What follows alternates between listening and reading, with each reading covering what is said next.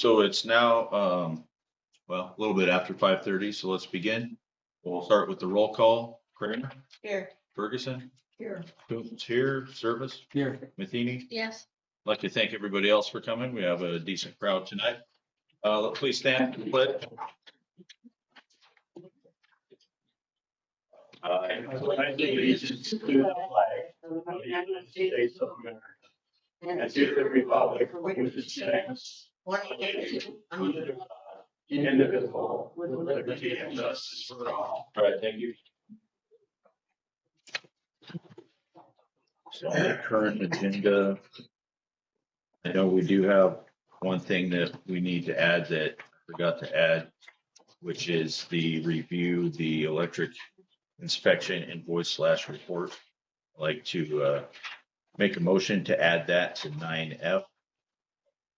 I'm gonna have a couple others. So I would also like to add to the claims, we have a deposit, a utility deposit refund check for 140 Main Street in the amount of 149.28. So that would bring the total claims to 61,562.10. And then also, John had, there's a quote down there, 9E2 for 478. He wanted to add a eye wash station of $50, so that would bring that quote to 528.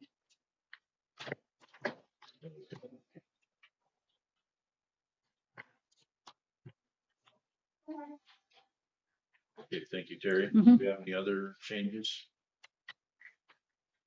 Okay, so we have a motion on the floor to accept the agenda as amended. Do we have a second? I'll second. Seconds. Do we have any further discussion? Okay, seeing none, all those in favor? Aye. Motion carries. Is that an aye, Donna? Four ayes, one abstention. Carries. Okay, thank you. On to approval of the May 5th, 2026 meeting minutes.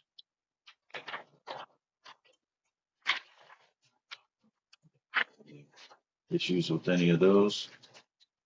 Go ahead and make a motion to approve. You have a second? I'll make that. I'll second that. Linda seconds. Any discussion? Should we take a minute to look them over?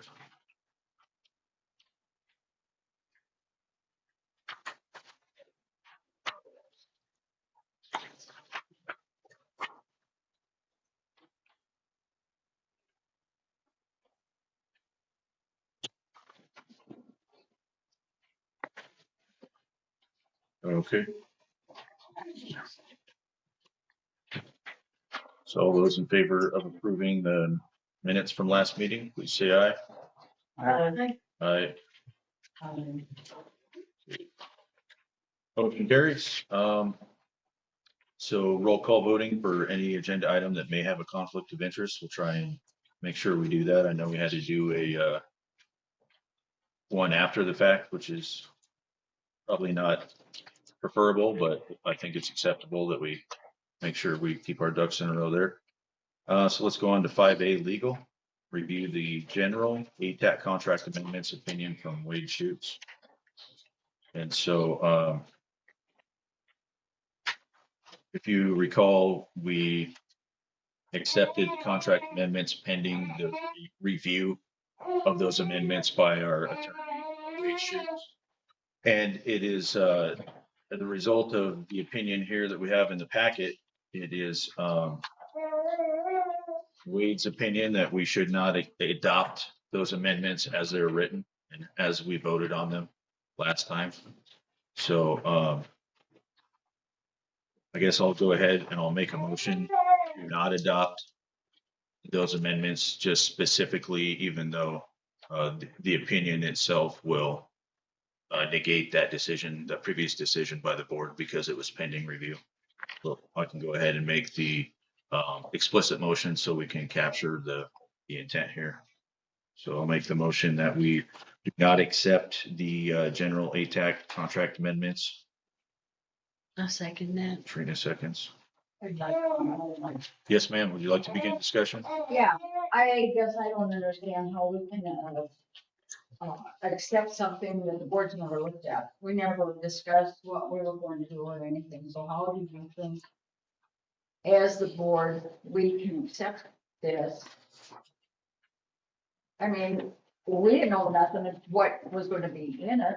We had no idea. Now and I'm glad that he's made the comment that, we shouldn't accept it because I don't see how we can accept it. Okay. I mean, it's been in the packet since last I week. realize that, but So, we have never had a meeting, board members, as to what we want in that packet or whether or not they do want it. okay, well, the previous decision was to accept it pending the attorney review. So we have the attorney review here, which recommends not to accept it. Yeah, I was gonna say, I think part of it, there's a little bit of, maybe semantics, but this is more of a rider. I think of this more as a rider than necessarily an amendment, more of a relationship rider almost, because it's one document that broad spectrum covers all, amendments, but yeah, I think that may be where it's just a little bit weird. It's not so much that we were amending, but I agree with Donna that we never really sat down and discussed the nuances of it or got into it. But one thing I did want to mention is that, there were some comments made about the existing contract. And I feel like it's fair to point out the existing contracts and some of the clauses. So specifically, 3.2 is an important one. Abandon of work. Client shall have the absolute right to abandon any work requested hereunder or to change the general scope of the work at any time.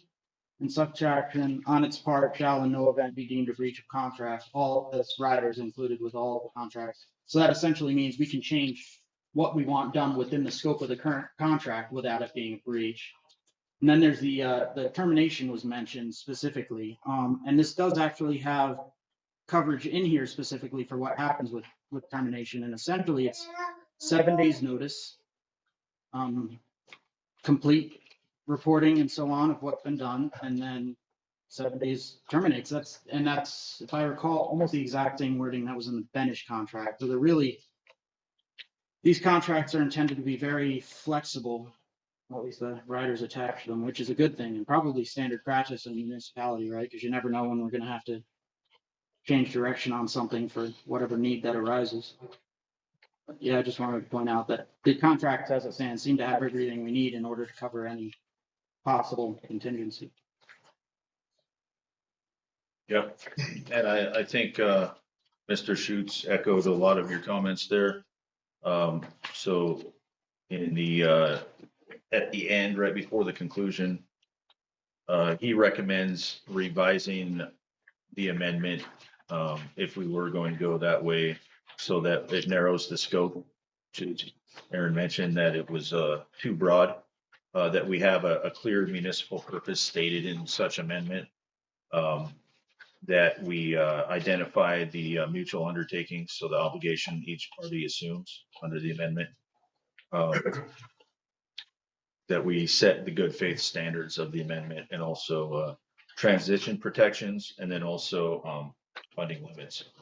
And so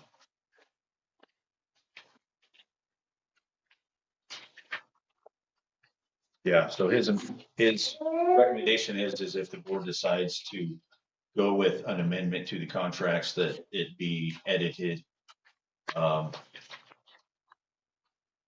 these recommendations that I just mentioned.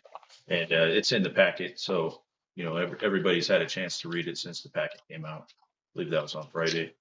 So do you have any further discussion on this one? Or?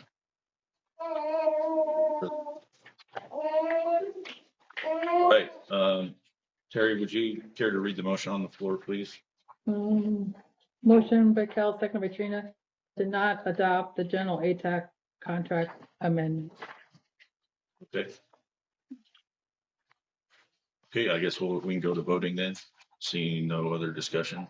All those in favor? Do we have a number on that contract? I mean, we have a lot of different contracts with them, so is there a specific number or reference we can make sure we're, Maybe all That's kind of going back to what I was, it's like it's a rider that covers all. Yeah. That was the time. That's why amendment, it really should be rider, something along the lines of rider to outstanding contracts, something like that. So it's, Yeah, and so it being a general amendment means that it applies to all the contracts. So there isn't a specific one that it would apply to, all right. which I believe was another issue that Wade brought up. Trina? We have 6 contracts. Okay. All right, any further? Anything? Nope. All right, all those in favor of the amendment on the floor, please say aye. uh, Aye. Okay, I believe that's unanimous. So motion carries. On the 6A, FEMA Brick Grant Monthly Progress Meeting, do we have anything for that? No, we're gonna do a really good one next time. Okay. Because there's a lot of data that we're evaluating with the entire Battle Creek floodplain. Blue and ×2, and to get some more data to the south. So, I'm giving, Jason a little bit more time. He said he wasn't ready today. And we'll do it at the very next meeting, so. Unless you don't have any. Yes, please. The data is being collected by a drone, you said? Yeah, so it creates something called a DTM, it's like a surface file. And that surface file takes quite a bit to process it, it's like a 10 meter by 10 meter grid. And that entire area from the other side of the east, west side of the highway, all the way to the east side of town, east side of Lagoon. So, just he's right in the middle of it right now, so. Great. Thank you. Okay. And Joan, did you say you didn't have anything right now? Okay, thank you. All right, well, let's move on to 6A, motion to correct the public record regarding the selection criteria for the Brick Grant Administration. And this was something that came up recently and Terry pointed out too, as part of the ongoing, it's ongoing now, but we did our first round of documentation submission to, who exactly was that again, Terry? It's the Office of Emergency Management. Right. So- Yep, OEM. So, and so when we voted on, voting for ATAC to do the Brick Grant Administration, one of the main criteria that we mentioned in the meeting, and I reviewed the transcript of that meeting too, and Terry highlighted it in the minutes that we had mentioned that they were the least expensive. That's actually not the case.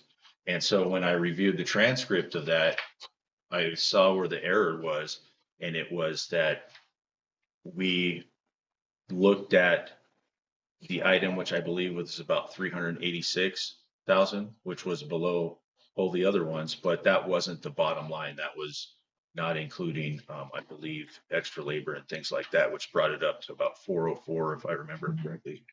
And so,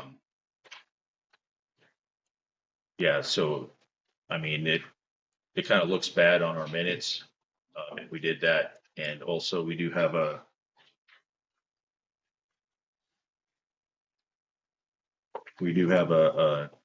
upcoming agenda item where we can restate some reasons for that selection too.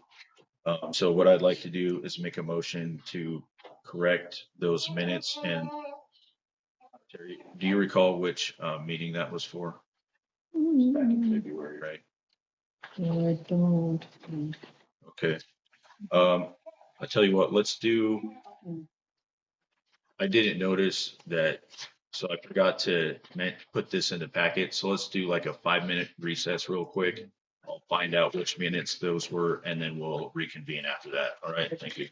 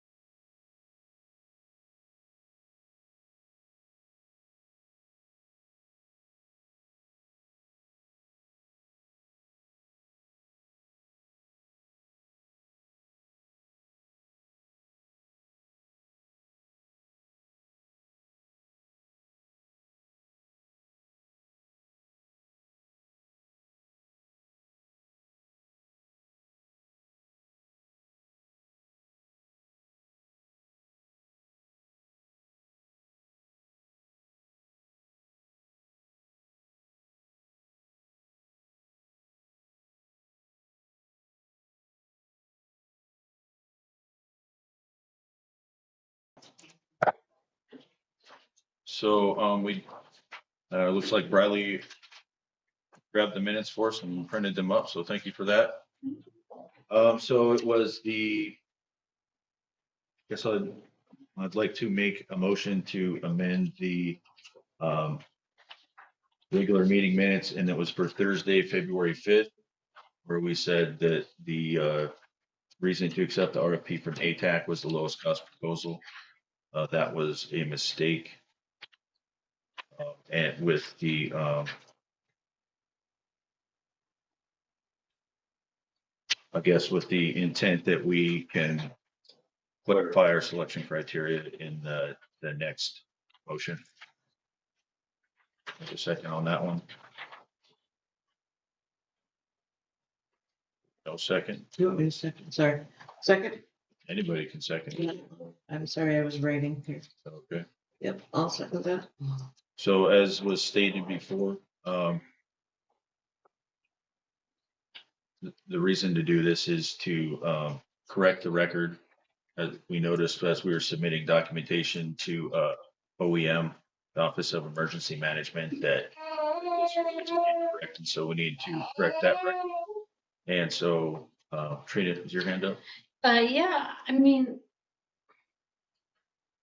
do we have to correct it today, or we're gonna correct it, finalize the correction at the next meeting? And I asked that because I remembered us talking about it being the lowest as it came up as a question after we had voted.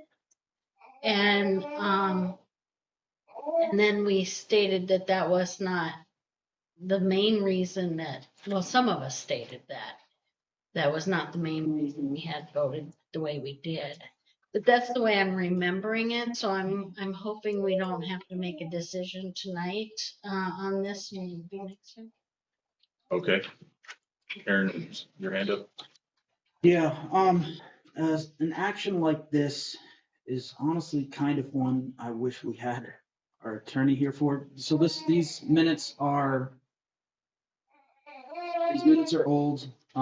They're out there, they're known, they've been looked at by the Office of Emergency Management. And the wording, as it was the lowest cost proposal, I remember that pretty vividly. We did believe it was the lowest cost proposal. So at the time these minutes were created, we were under the impression that this was the case.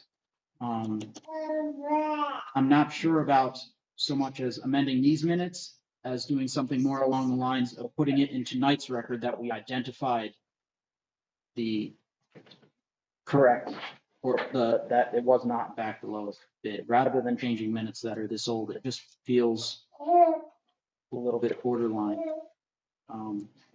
Definitely, again, gotta reiterate, I would really like legal to look at this before we do anything on it. Linda?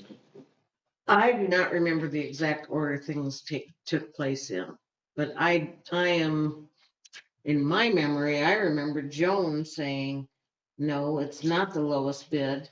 However, in my opinion, it doesn't matter because he's the one with the experience, the one that's written all the grant, taken care of the whole thing. And so like I said, I don't know in what order it came. I recall her saying that. And so then that brings me to the point that with Anthony and his company doing most all the work on this grant, if we were to choose somebody else, as I've stated before, engineers don't take other engineers' work. And so then we would have possibly had to have had it all totally redone again. So that doesn't make sense to me. But like I said, as I recall, the sad thing is that it went through and it was approved then the next meeting, and we didn't catch it then. But I am sure that Joan said that. John, would you like to come up and please come up to the podium?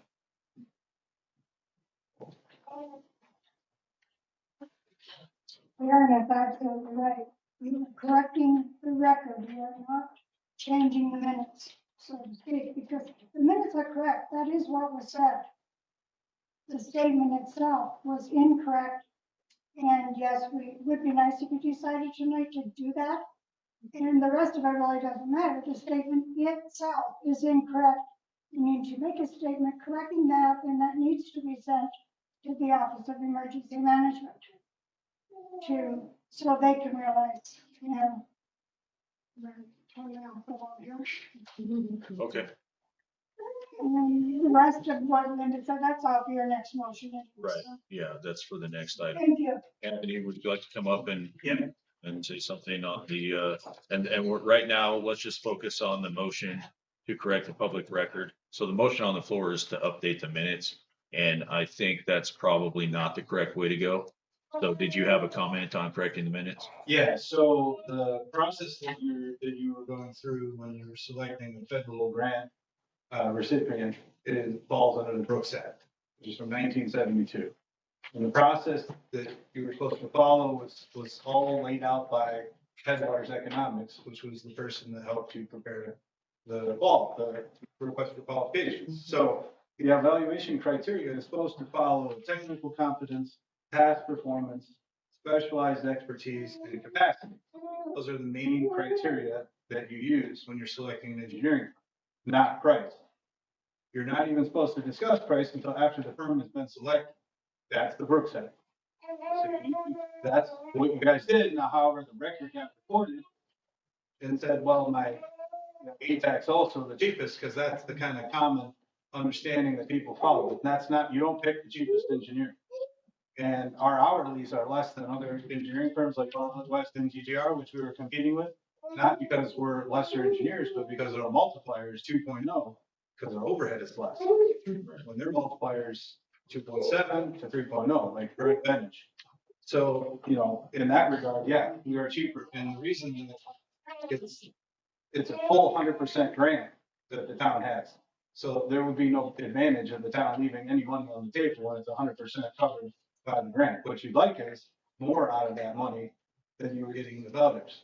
And that's what Bridget put in the RFQ, a section that said, if you could provide additional services, what would they be? And what we did is we provided additional agency information for the west side of the highway with that extra that we're saving because our hourlies are less. And so that's what we did to bring more value to our proposal. And so that's why our. Is it okay if we cover this stuff at the Yeah, next I item? guess we want to know what the Brooks Act says we supposed to do. Okay, all right, well, thank you for that. So, I think probably, after hearing from Joan and from Aaron, I think the current motion on the floor to amend the previous minutes, that's probably not the best way to go. So, I think we should, go ahead and let this motion fail. And then, we can just do a different motion just to capture what our understanding was at the time. And put that in tonight's meeting minutes, and then on the next item, we can clarify our selection criteria if we so choose. So all those in favor of the current motion on the floor, please say aye. All opposed, please say nay. Nay. Nay. So motion fails. I guess I'll go ahead and make the follow-up motion. So that the motion I'd like to make is that the comment from the February 5th meeting minutes where it said that we accepted the RFP from ATAC for the FEMA brick grant being because it was the lowest cost proposal was incorrect, although at the time we did believe it to be true through an error meeting. You did actually, when this came up, you'd already voted, I don't think it was ever said that you based your decision on it. You're Hold on. simply needing to correct it. The statement so the public knows they weren't the cheapest. Right, and that's, Did your transcript actually say it was? yes, ma'am. Yeah, Okay, yes, thank ma'am. you. Yeah. So there's a motion on the floor. Would anyone like to second that motion? I'll second that motion. Linda seconds. So the discussion is, I reviewed the transcript of that meeting, and we did believe at the time that it was the cheapest, that it was stated at the meeting that his total was in the 386,000 range, which was inaccurate because when we were looking at the paperwork, we didn't look at the bottom line number, which is in the 404 range. And so our belief that it was the cheapest at the time was due to an error that we made at the meeting. Trina? I did not vote because I thought it was the cheapest. I just want that on Right. record. And- I voted out of experience. Right, and we can address that at the next one. Okay. So right now, what we're doing is just clarifying the public record as to it being the lowest cost proposal. Eric? We're kind of poking at a kind of an interesting aspect of the board is that every board member is going to have their own reasons for how they vote. So to say that the board as a whole has a singular criteria may be a stretch that we can't reach. We may just have to, I mean, we may not be able to do that with absolute truthfulness. I remember we had the letter from Headwater that actually recommended we go with DGR. We did have a recommendation, and I was concerned about that. I had a reservation because of that, and I would say that the cost proposal is part of what swung me when that was discussed in the other direction. So to say that there's a singular criteria that the board as a whole used, I don't know if that's really something we can do. I think each individual trustee had their own reasons for voting the way we do. And there's actually, interestingly enough, I just jotted it down. There's a statute that covers that power, that every officer has the authority to make their decisions based on whatever information they see fit at the time, as long as they're being ethical in doing so. Good night. Bye. Yeah, so, I mean, that, we're kind of drifting off onto the next agenda item here. But if we can just focus our discussion on correcting the public record, as because it was previously stated it was the lowest cost proposal, which we found out later that it was not. And I believe that it was just an honest mistake by the board that we didn't do our due diligence before that vote. And at least when we were looking at the paperwork there and looked at the wrong. Well, I will mention too that it was a unanimous decision at the time. So, what Trina? I wouldn't say that we didn't, as a board, do our due diligence. I feel like we did, but, and this has been something I've said before too, is, sometimes we review our minutes quickly too. And, so it could, and we don't have minutes that they're getting a lot better. They're great and they're a lot of work.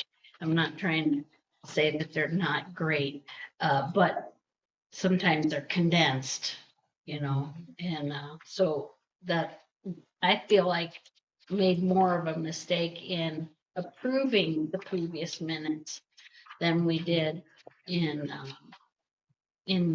coming to the decision that we made. And and I wanted to clarify, you're saying that the money was brought up before we voted. Yeah, during the discussion. Yeah. Okay.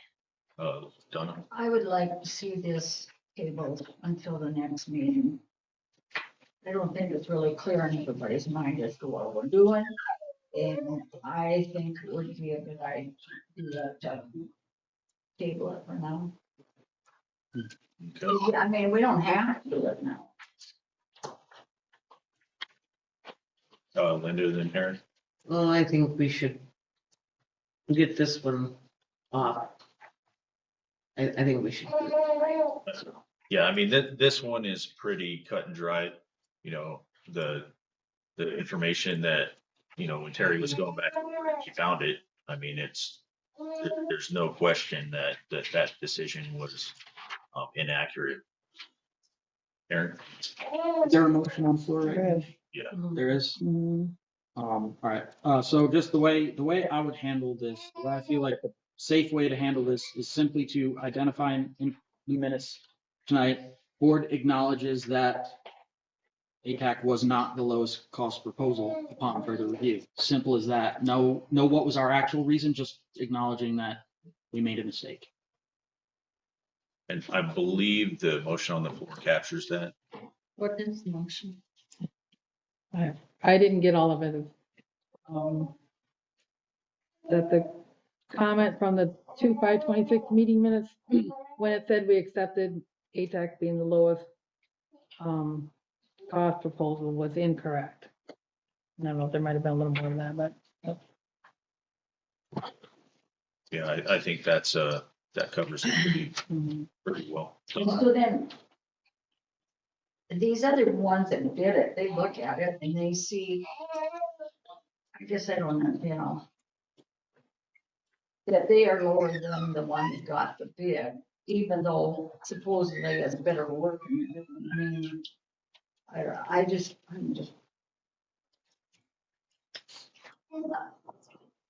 I don't feel right.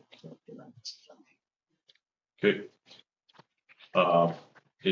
Did you have a quick comment on the motion on the floor only about the updating the public record? So Could you please come to the podium? so the boost grant program, both the town of Hermosa and Custer County were awarded grants at the same time in the same program, because we're in the same zone, the cedar zone.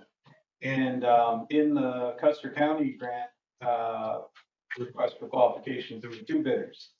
Respec was the incumbent. They had been doing a lot of work in Custer County already, and Benish, my team, when I was at Benish. And we were the lower of the two prices.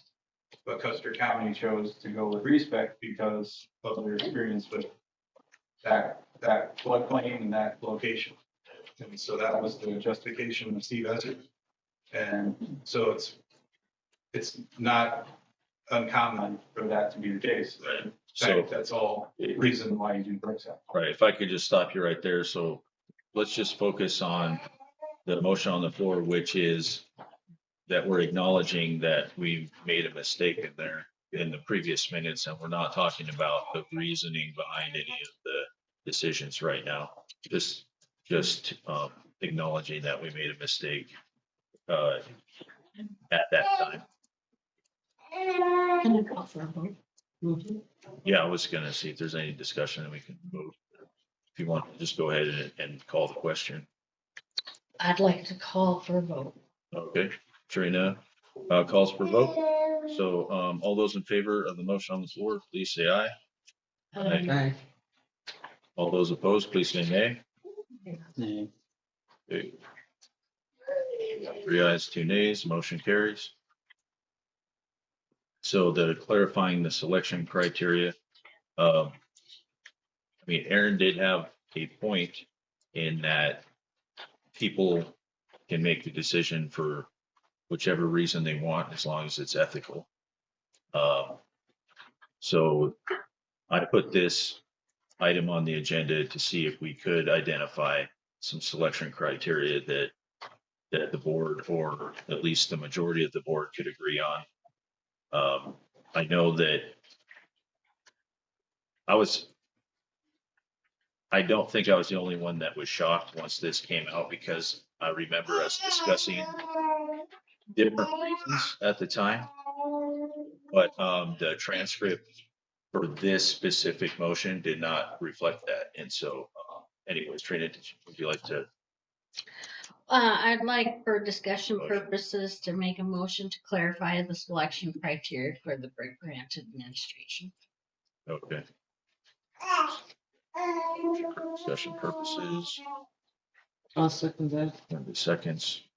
Okay, thank you. Would you like to open the discussion then officially? yeah, I mean, as I stated before, my criteria was based on knowledge of the teams that were presenting. I had perused the prices of everyone and thought they were all fairly close. I'll have to look back at the paperwork and make sure that I was looking at the right number.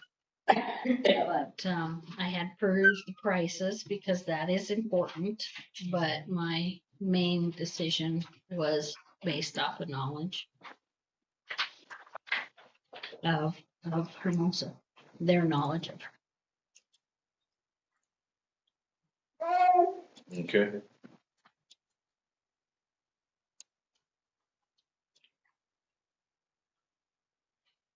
Anybody else? No, I would ditto that. That's how I felt about it. Yeah, so I mean, I'm just jotting some things down that was some of the reasons that I thought that ATAC would do the best job. Um, the knowledge of the town, of course. They have a history of the work here. We know what they were capable of. That they were the best value, and not at this time. We know that they're not the cheapest price, but they were still the best value, in my opinion. Aaron. One thing I do distinctly recall, so we had essentially the evening where we actually made this, but that wasn't our first time kind of discussing this. I do remember, or maybe it was that evening, I do remember a big part of it was actually Dan Fife's onboarding as the floodplain expert. I remember that was kind of a big selling point. He's knows his stuff. And I also would say that the recommendations from Headwaters, I wanted to lean that way, probably would have leaned that way if I had clarity that it wasn't actually the lowest price we were going at, that the recommendation was actually, yeah, that we weren't going against the recommendation for the lowest price. I don't know, probably would have voted differently. Okay.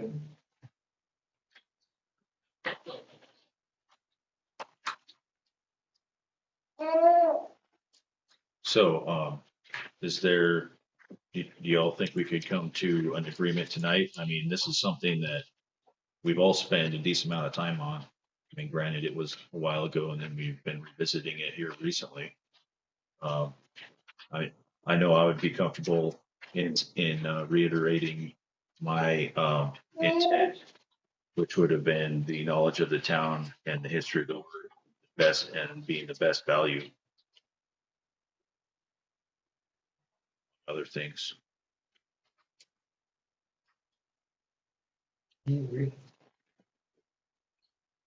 So these motions are related to the concerns from OEM, right? The interest they have in the situation. I mean, I feel like maybe the only way to really correctly handle this is if each trustee takes some time and reflects on why they voted the way they did. Transfer that information to OEM so they can get that detail. I think that's the fairest way to do it. I don't think we're going to say that this is the singular reason why the whole board chose it. Yeah, I mean, that's one way to do it. When this whole thing, when I became aware of this thing, I emailed Blair and just asked her kind of what was going on and everything. And I hadn't heard back yet, so and it's been a couple of weeks, so I'm not sure exactly why that was, but that's. I mean, right now we're just having a discussion about everything. So, Kathy, did you have something to add to the discussion? Yeah, I was just Could wondering, you come to the podium, please? do you have written criteria for the company that you selected? We have. Anthony mentioned that Headwaters has written criteria for selecting a company. Do you have that? Yeah, it was in the RFP. Yeah. Okay. Yeah, thank you. So, maybe the thing to do is in fact to just reach out to Blair and we can just do that individually via email. And if y'all are okay with that, and we just let her know what we were discussing or what we were thinking at the time and why we chose them then and what our opinion is of it now. And so if y'all are not comfortable with, I mean, right now we're just under a discussion motion. Trina. Yeah, I think we all received the email from her, so, or we got, copied on that. And the four of us have publicly stated our reasons. Donna would like some more time, so that would give her some time too. So we could all just kind of write it down and send the email as individuals. And if she wants something from the board, as a collective, because, like Aaron said, we all have our own reasons, but then we have to speak as a board as well. If she needs that, then we could do that at the next meeting. That would be my thought. That makes sense. And it gives everybody a chance to think about it a little bit more. Okay. So I guess what I'll do is I'll make a motion to amend this motion. So the motion was just for discussion, but what I'd like to do is make a motion that we all submit our own selection criteria to Blair via the email that she sent out to all of us that we were copied on, and that we all try to get that done by, I think next Tuesday. Okay. Next Tuesday. Yes, ma'am. We don't have a meeting next Tuesday. Yeah, I know.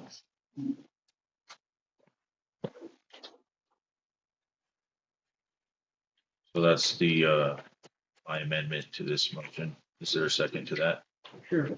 Linda seconds. And so I'll just mention real quick, it's just to make sure that they have a record from each one of us.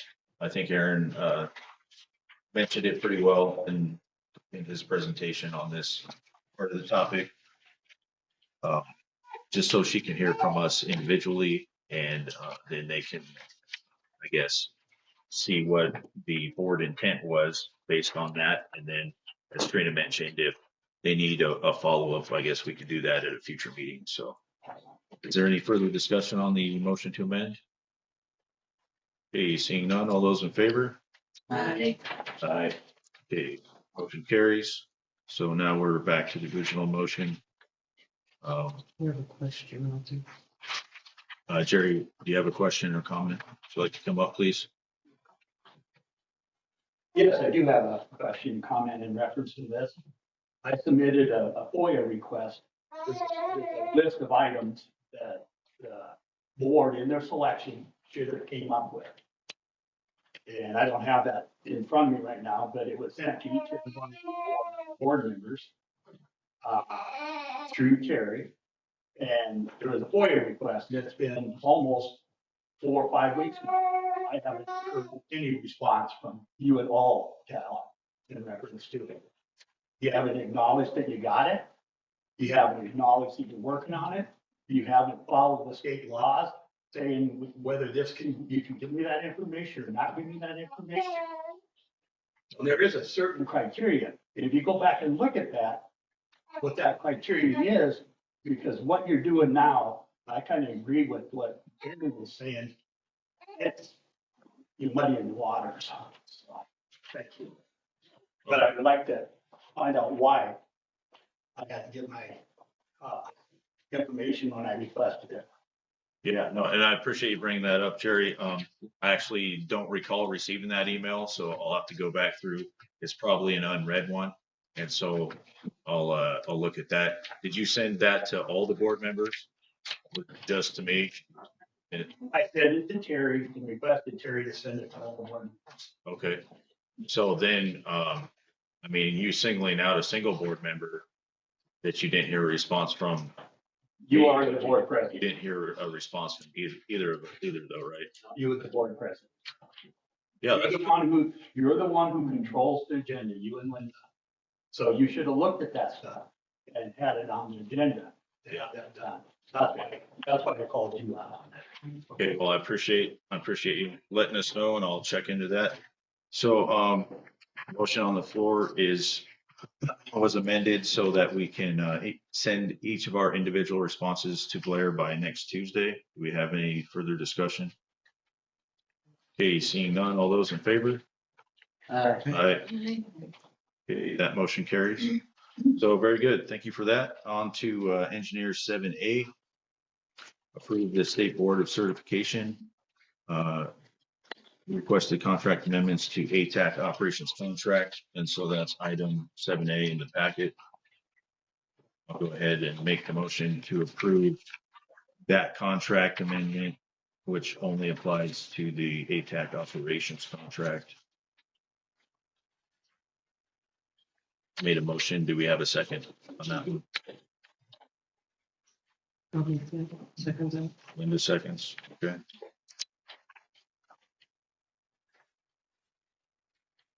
And so what I will point out here is that what this, and this amendment was also covered in Wade Schutz's opinion. And it was on page 3 under the water and wastewater operations, the April 15th, 2026 amendment. And he sees no facial legal issue with the board approving it. But what this amendment does is it sets, and this was requested by the state, and it sets a minimum amount of time that we expect the certified water and wastewater operators to be on site, which is a minimum of 3 days a week at 1.5 hours a week, but it stipulates that that's time spent working on the equipment within the service area of the public water system. And that only counts towards the minimum staffing requirements. And so the travel time is not included in that 1.5 hours a week.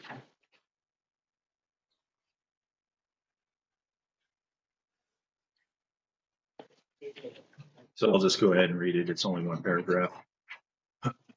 So under staffing, contract amended to include the clause in quotation, staffing, the certified water operator shall at a minimum be physically present at the public water system and fulfill the time requirements of 3 days per week for a minimum of 1.5 hours per week. He must perform technical operation as assigned by the owner of the public water system or their designee. Time spent working on equipment within the service area of the public water system as part of a professional operator of record's normal job responsibilities count toward the minimum staffing requirements. So do we have any questions or discussion on this one?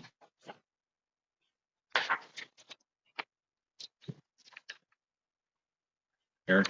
Do we have, and this is, I guess, directly tied, are we receiving documentation covering how much in-person, on-location time we're getting from our certified operator in charge? How much actual physical time per week, per month, so on, in physical proximity? Because, I mean, haven't seen anything along those lines. And I know there's some remote observation going on, which, from what I can tell with this, doesn't actually substitute for the requirements of physical presence. So I'd be interested to know if we're going to get some sort of timesheets, if we have timesheets of how much physical time our operators spending in town. Okay, I Terry. believe that's on the invoices that we get. So if you, I mean, I have those, and you can certainly look at them. Like actual, how much? Yeah, it'll fill out. Okay, thank you. Do we have any other questions or discussion on this one? Donna? Yeah, I'm just kind of curious, so if a citizen has a problem with something, who do they call? Who has a phone number? What kind of Can problem? I have an? Well, like the lift station goes down or something, and the citizens have access to his phone number? Right now they call the office and then the What if office it's takes care of it. midnight? They can call me. Is your phone number out there? Yes, ma'am. So if they're on my card back there. Linda? I was gonna say that the standard procedure should be to call the office. Well, I agree And- during the daytime, but Yes. And then, Cal would be next, and if they don't have Cal's number, then any one of us could be called and we could call Cal. I think that that's a, well, and heaven forbid, we can't go into the room down there because we have to have somebody with us to be able to do that.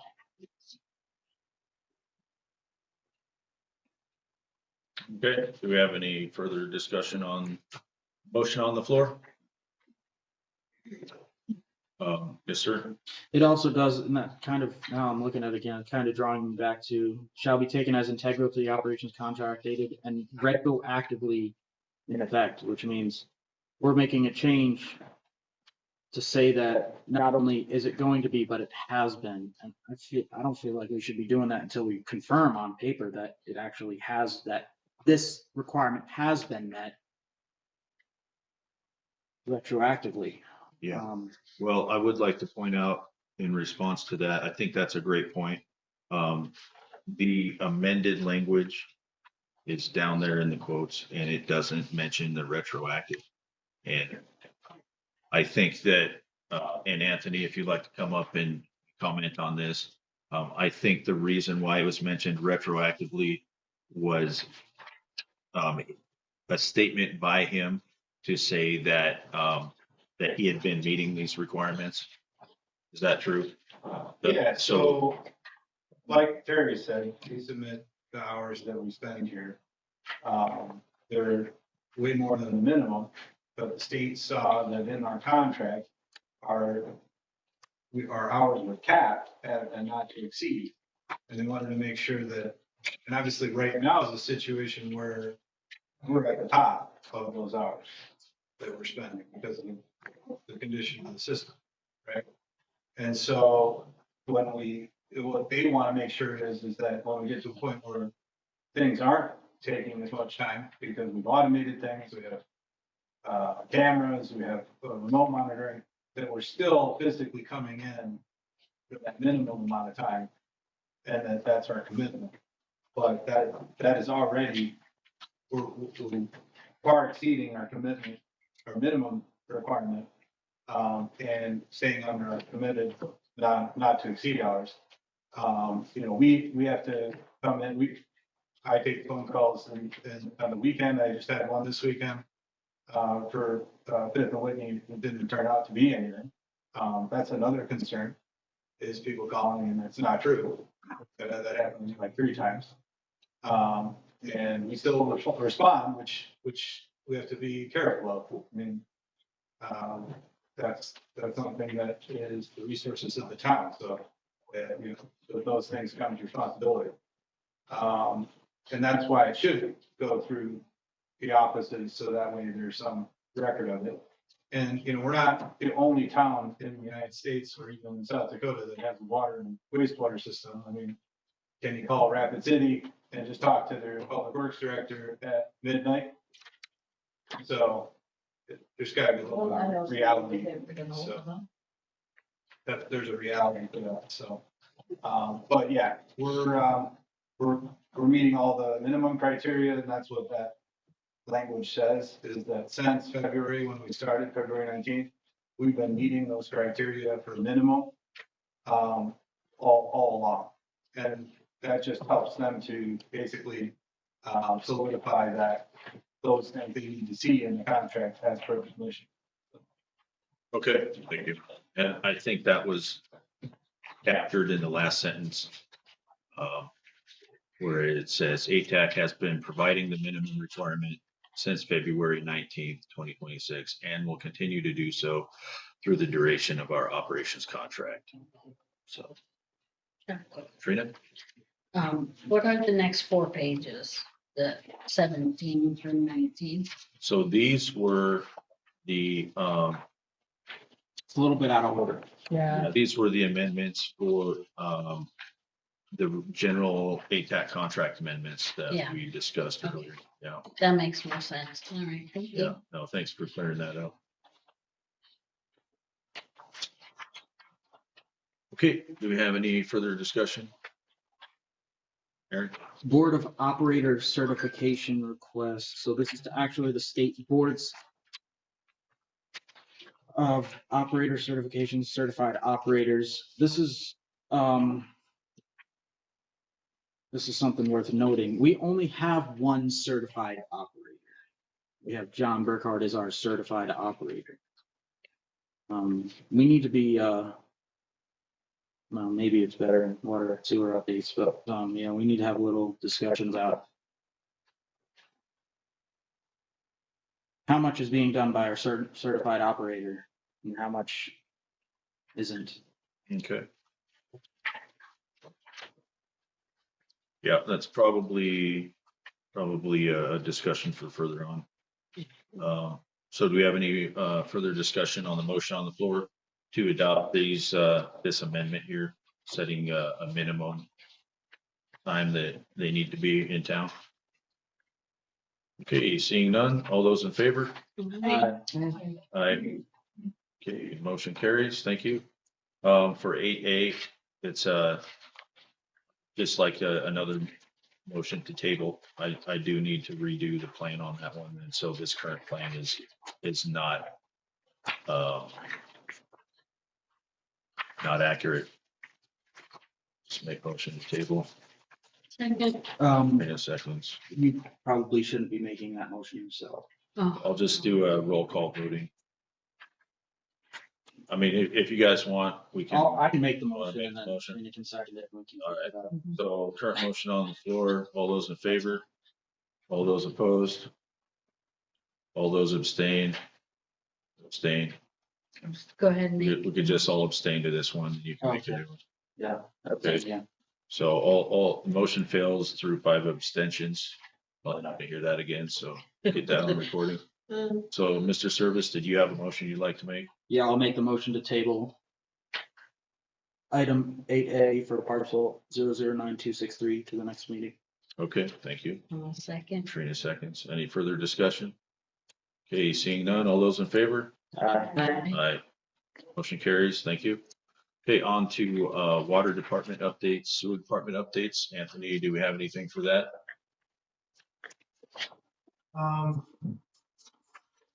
So we have, gotten all the treatment plant, updates and improvements completed. So right now, the guardrails are in, the floor is all epoxied. All the walls have been stained and put a protection coating on them. The ultrafiltration system was actually, I had to clean that all up because we're getting ready to have tours of the treatment plant. So if people are interested in touring the treatment plant, they can send a email to is that okay, Terry, if we send it to you, request Yeah. to get on a list, and then we can start scheduling that out as of after Memorial Day, I think, because it's Memorial Day weekend. We're gonna have a first one here just before Memorial Day weekend, but it's more of just kind of a trial run, and then we'll do just to kind of make sure when people are walking through, we're not missing something in terms of the general public in there. So, yeah, if somebody wants to tour, send an email and we'll get you on a list, and we'll try to take in, 3, 4 people at a time, some small groups, not a big, large group. And we'll try to do it in a day when the weather is good. So, because it does have a tendency, because dirt around the treatment plant tracking mud into the plant, so better to do it at these days. I would say the town board should be the first one to go through for an inspection. Yeah, and we can do, you could probably break it up into two. So you can just don't have About, or three, I suppose. three. That's fine. Okay.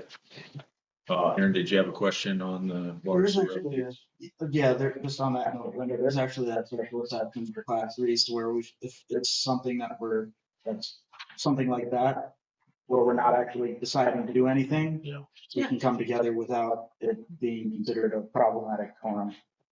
Absolutely. we can There's do it all totally kinds of things. I mean, in a third-class municipality, it's, I mean, very, very likely that at a auction or a benefit auction or a church service or funeral or wedding, that there could quite often be more than just two people. And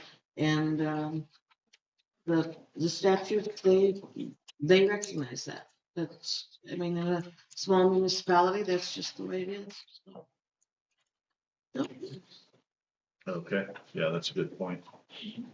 Is there, I mean, is that something you all want to try and do now, is schedule the first tour, the town board? I'm interested in going to it. Okay. What would be a good day and time for everybody? Do we have anything going on next Tuesday night? That's kind of a. That's the rural water public meeting is downstairs in the basement at 6. Okay, so that would be a good time. That's it, maybe we can go at 5 or something. Yeah, that's probably a good idea there. It's a good idea. Is that okay, with everybody? Next Tuesday at 5 for the town board tour of the facility? Is that okay if we have 5 in there, Anthony? Yeah, we should be all right. So we'll do, tour of facility.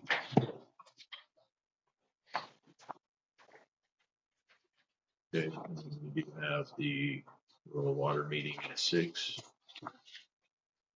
I'll try to get there early so everybody can just drive right up to the building. Save time. Okay, thank you. Okay, that's a great idea, Donna. Thank you. Mhm. Okay, so I have down 5 p.m. the tour of the wastewater treatment plant, the town board.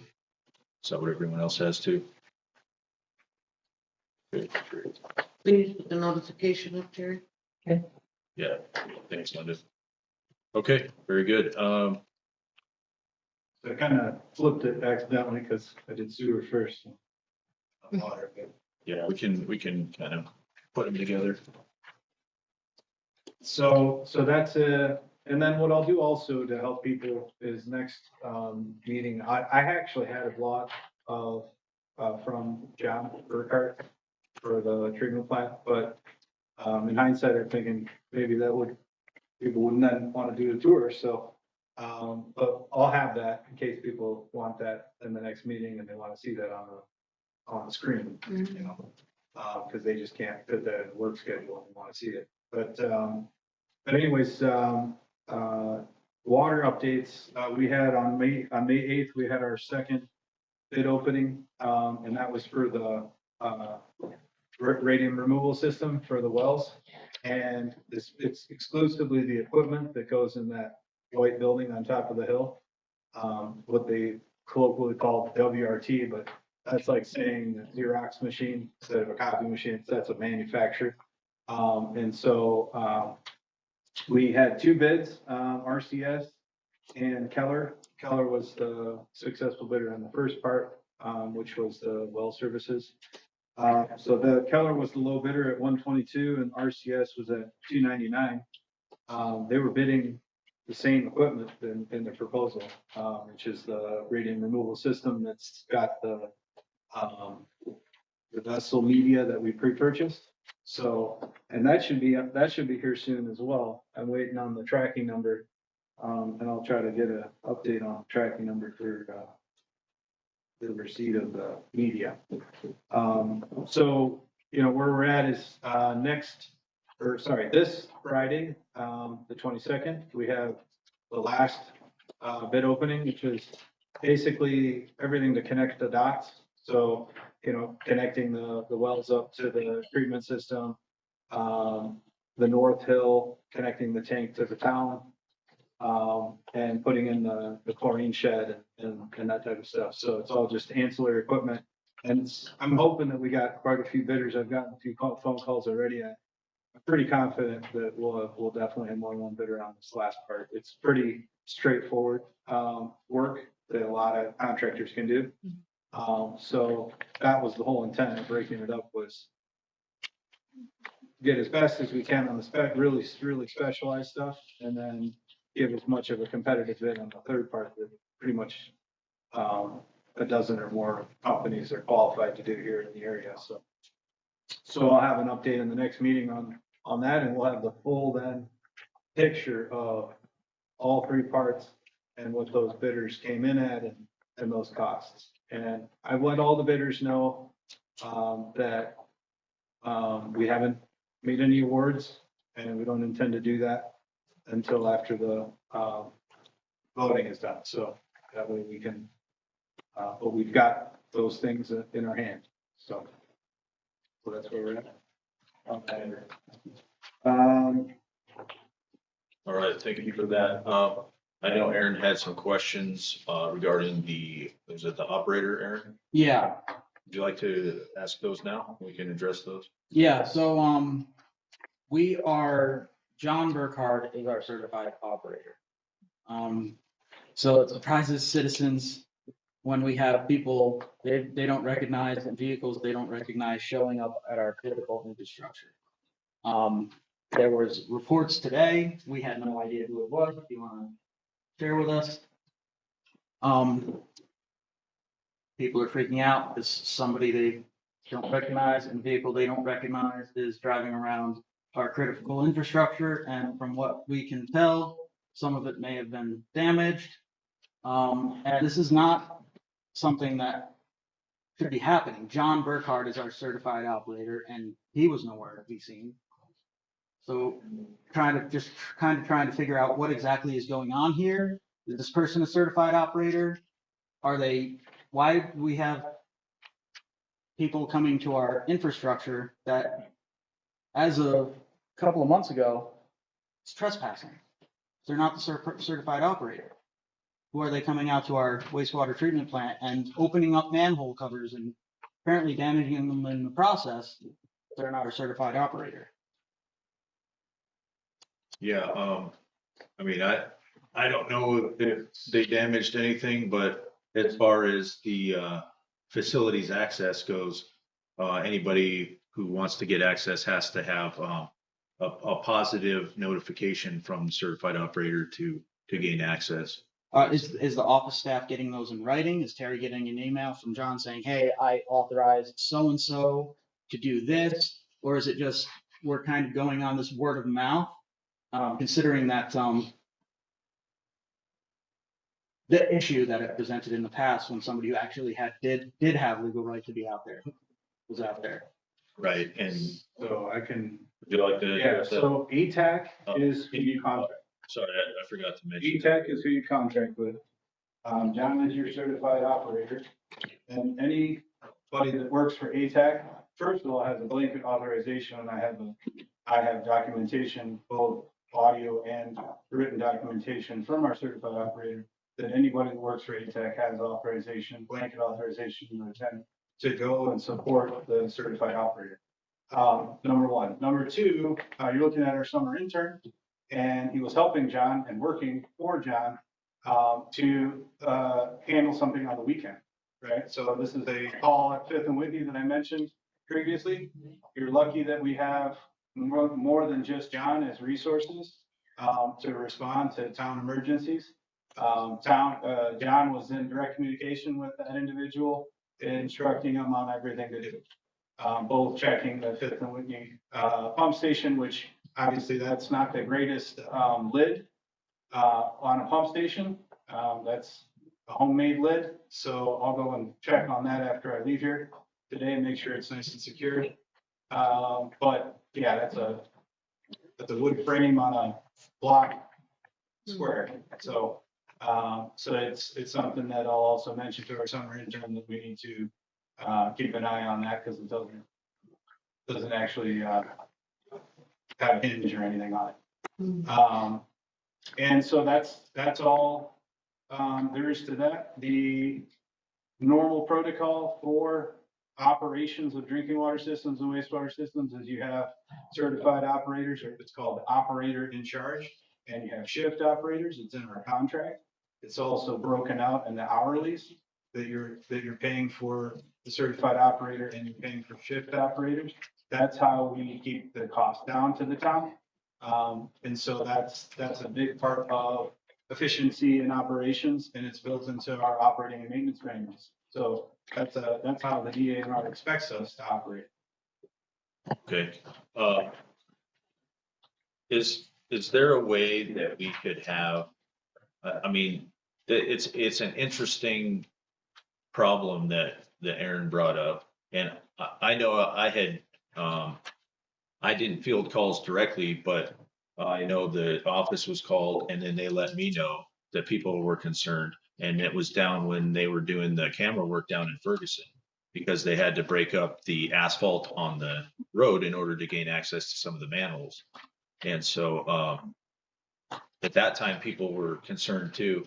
And, if this is going to be a thing, is there a protocol that we can develop such that the workers, have to have a vest with positive identification on it, that maybe Town of Hermosa certified operator staff or something like that, that we have a magnetic sign available in the office for the workers when they come to town that they could put on the cars, and that so they would have some kind of official notification from the town side that people could see that and know that is a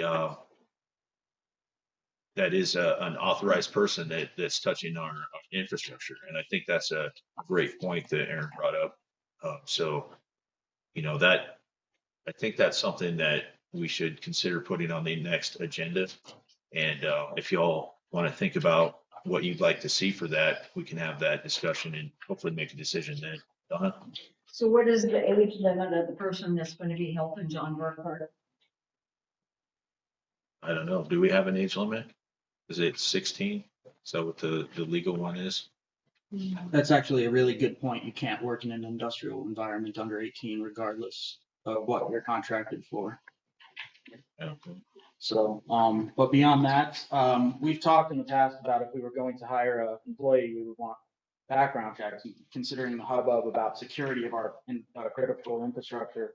Moving forward, it'd probably be fair to say that any individual to gain this blanket authorization, the town has to have something on file for their background, right? If we're gonna say that, if we're gonna hire somebody as an employee to do it, then any contractor should also have the same criteria, considering the security concerns. There's a lot that needs to be dialed in.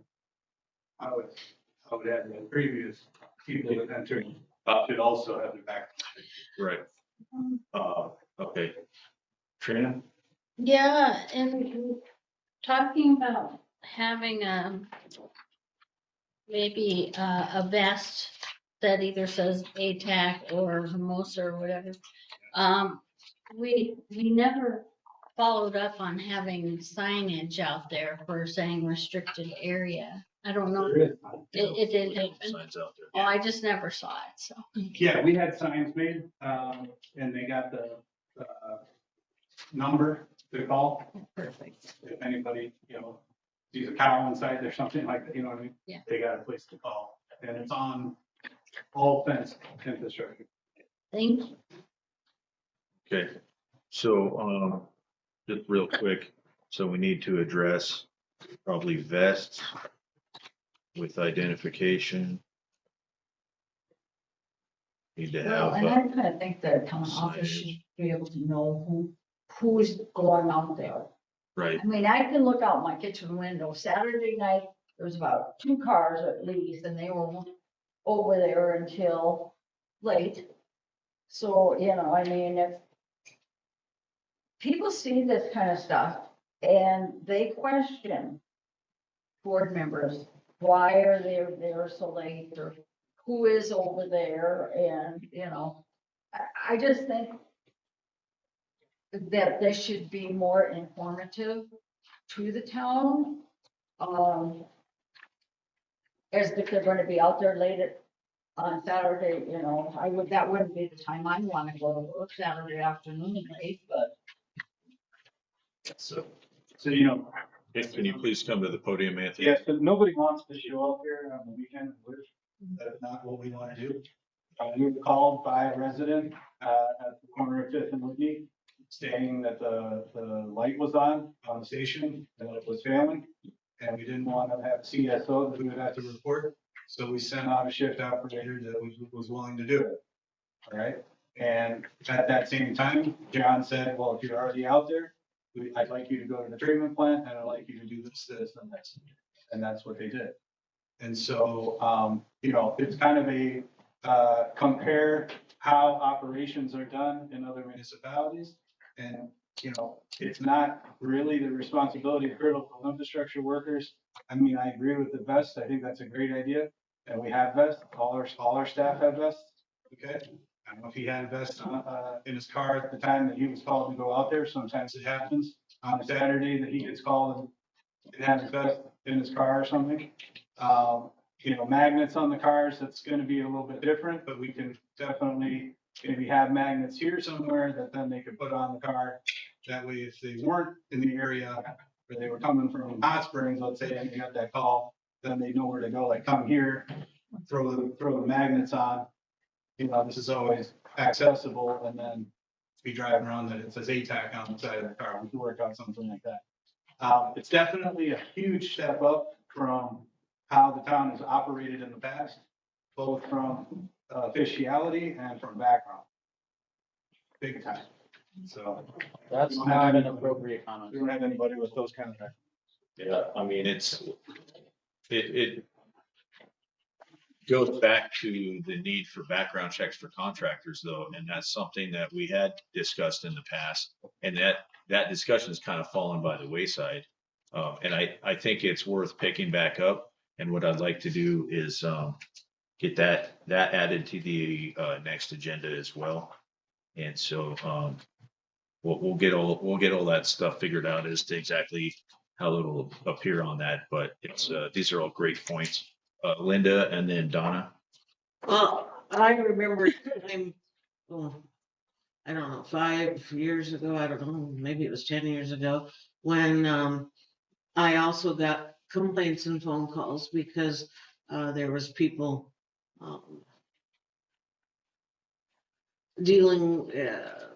fiddling with our water issues. And I took the time to look into it.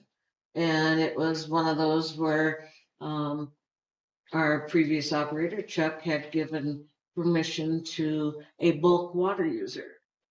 And the bulk water user was getting water. And I mean, but the whole town didn't know about it. And it was either early in the morning or later in the evening. I can't remember the exact situation. But we dealt with it. It was something that the office would not have known. A bulk water user comes in when they need the water. And so I think it's good that the office is notified. But I also know there are certain situations where I guess if it's an emergency, I would way rather them deal with the emergency than call 4 board members and the office staff and say, hey, and the emergency is still happening for the 10 minutes that they make the phone call to. So, I mean, there is a little bit of, and Chuck did not, I mean, people recognize Chuck. They knew him for years. So when him or one of his vehicles was there, we all knew it. There was no question. So it does make it harder for any new company, anybody else doing that, because they're not recognized as Chuck was. I mean, We all knew Chuck. We all know Chuck. We knew all of his vehicles. We knew his workers. And so, we seen it, we turned our heads. So I think that the looking through that and having stickers for the car, now the metal or the magnetic stickers for the car, if the office is not open, that will do no good either. So when we're thinking about this, we need to think of things that will help for a 24-hour basis. Donna and then Aaron. Well, it's kind of like what Linda's saying, the town people are not used to all this action. And we have a lot of older citizens that they're concerned about their town. I don't think it was a fair statement that Anthony made when he finished his little deal up here at the podium. And, we're a small town. And there was things that were done, probably that should be fixed now, but it's not gonna happen overnight. So let's not criticize the town for what we might not have fixed. Okay, thank you, Donna. Aaron?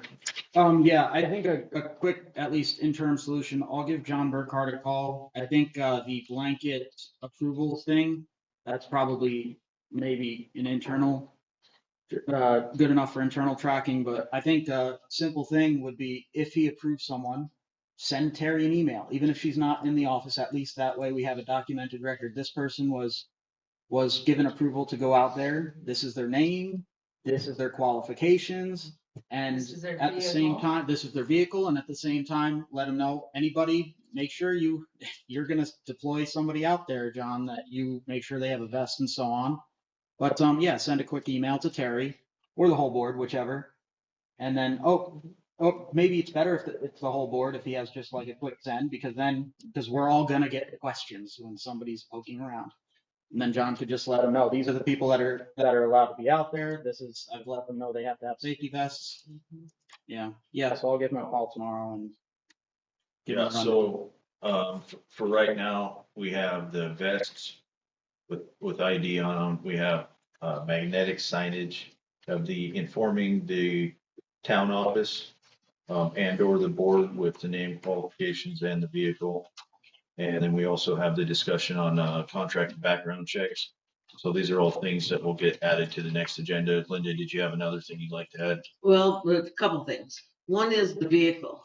Like if I was given permission, I have 6 vehicles, that would be a little difficult. But and that being said, I was okay to go down there last week, and of which I did. I did some spray painting of the new rail system, safety rail system. And so my car was down there for a few hours, and I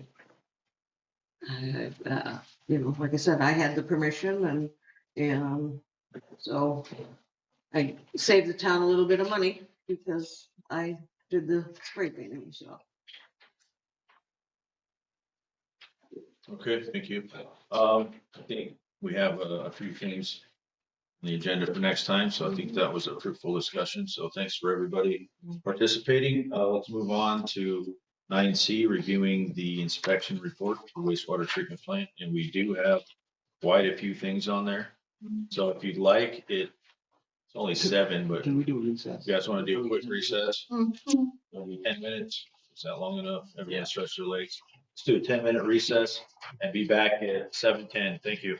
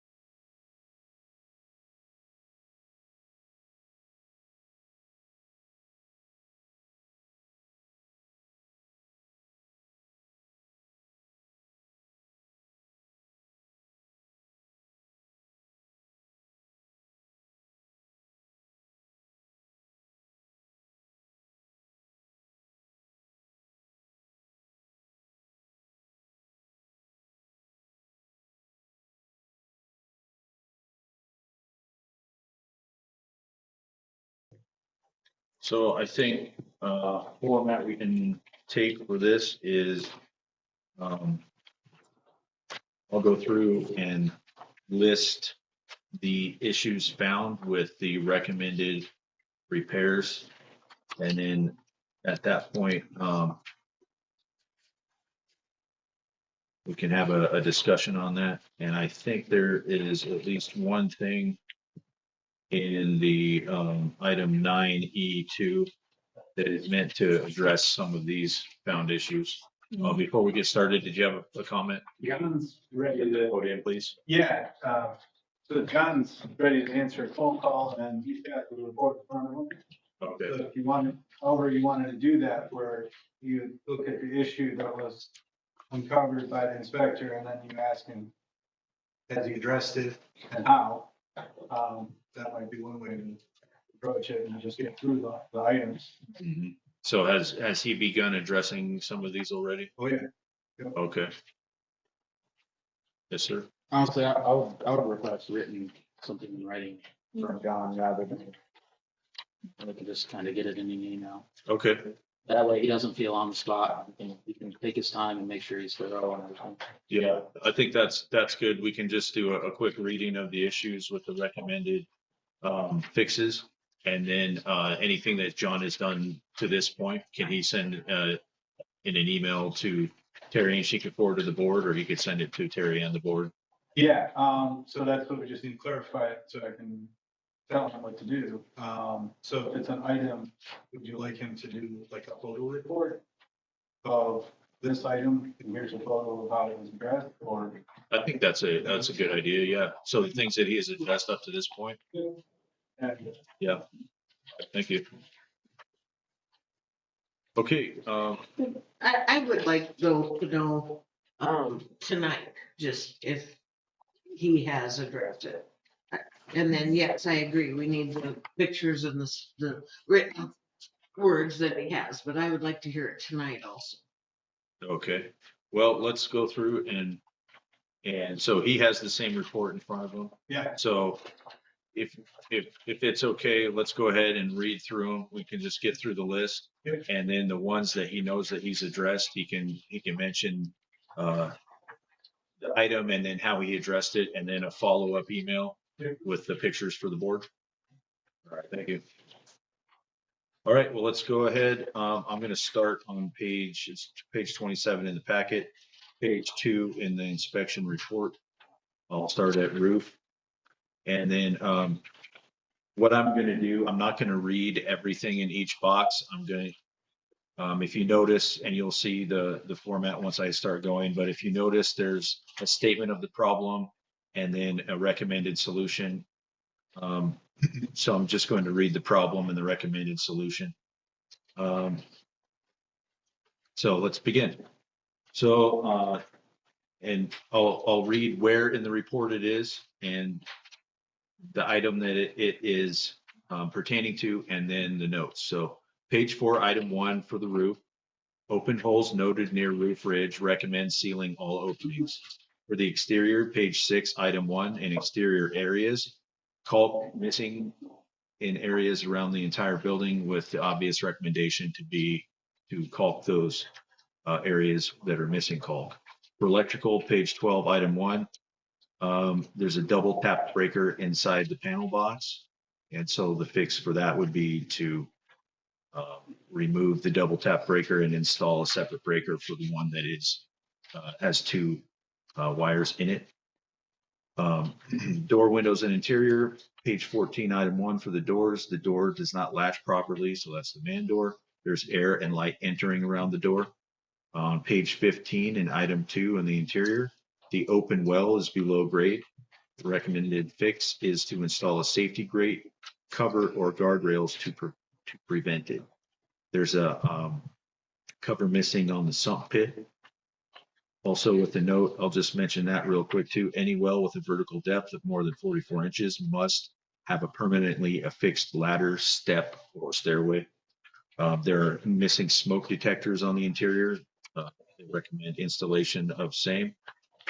Let's see here. So go through, page 4 of the report, page 29 in the in the packet. So it's roof, just, and this is, they just restate the things that I just mentioned on there. And then you go through, page 31, page 6 of the report, it's the exterior areas. So here's some, these aren't major issues that were noted above, but these are some of the things that were found. Small rusted area of siding at the northeast corner of the building. The recommendation is to monitor and repair as needed. There's exposed rebar at the east side of the building. Recommended covering it in some way to prevent injury. There's a mesh screen missing on the vent pipe. That would be on the exterior area. So the recommended installation, or they recommend installation of a mesh screen to prevent debris, insects, or wildlife from entering and causing damage to the fan. Again, there's a caulk missing. So they mentioned that on there too. If we go to page 10 of the report, page 35 of the packet, heating and ventilation, they mentioned that there's no major system safety or function concerns, but the electric heater was functioning during the inspection. Let's move on to plumbing, page 36 of the packet, page 11 of the report. They recommend capping the exposed ends of PVC lines for the plumbing, and there's a picture there too to prevent buildup of debris in that line. Let's see, page 12 of the report, page 37 of the packet in electrical. It mentions extension cords are used in place of hard wiring in some areas. The inspector mentions that it's preferable that the electrical components be plugged into hardwired outlets rather than extension cords. The breakers are not marked at either panel. So the obvious fix to that would be to add the labels to the breakers. Let's go on to page 39 of the packet, page 14 of the report. For the doors, the weather strip is damaged. And that looks like the man door there. The door does not latch properly and the air and light are entering around the door.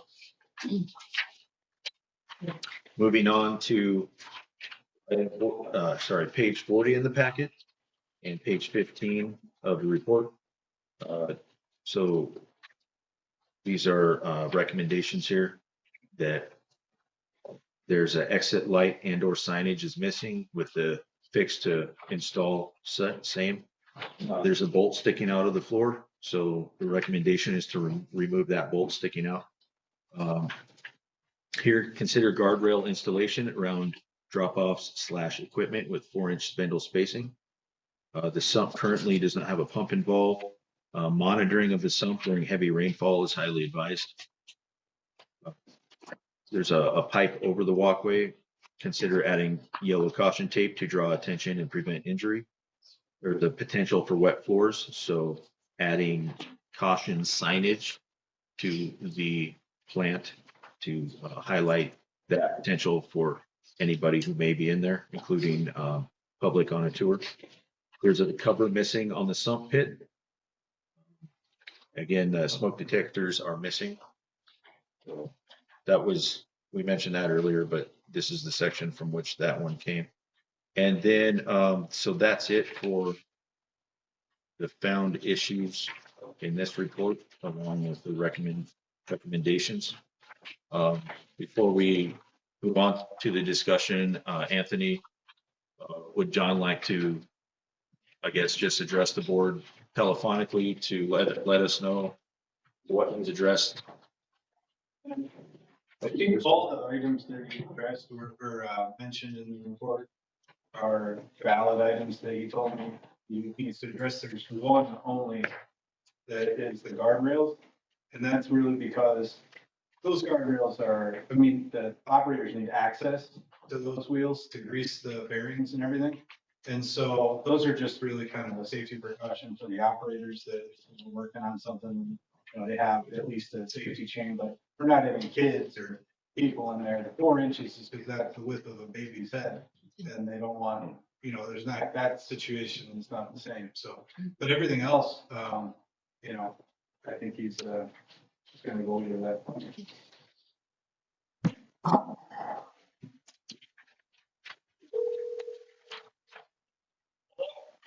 Yeah, hey, John, I got you on speaker and, I'll put you up on volume. So, they've read through all the items from Rushmore Inspection Services.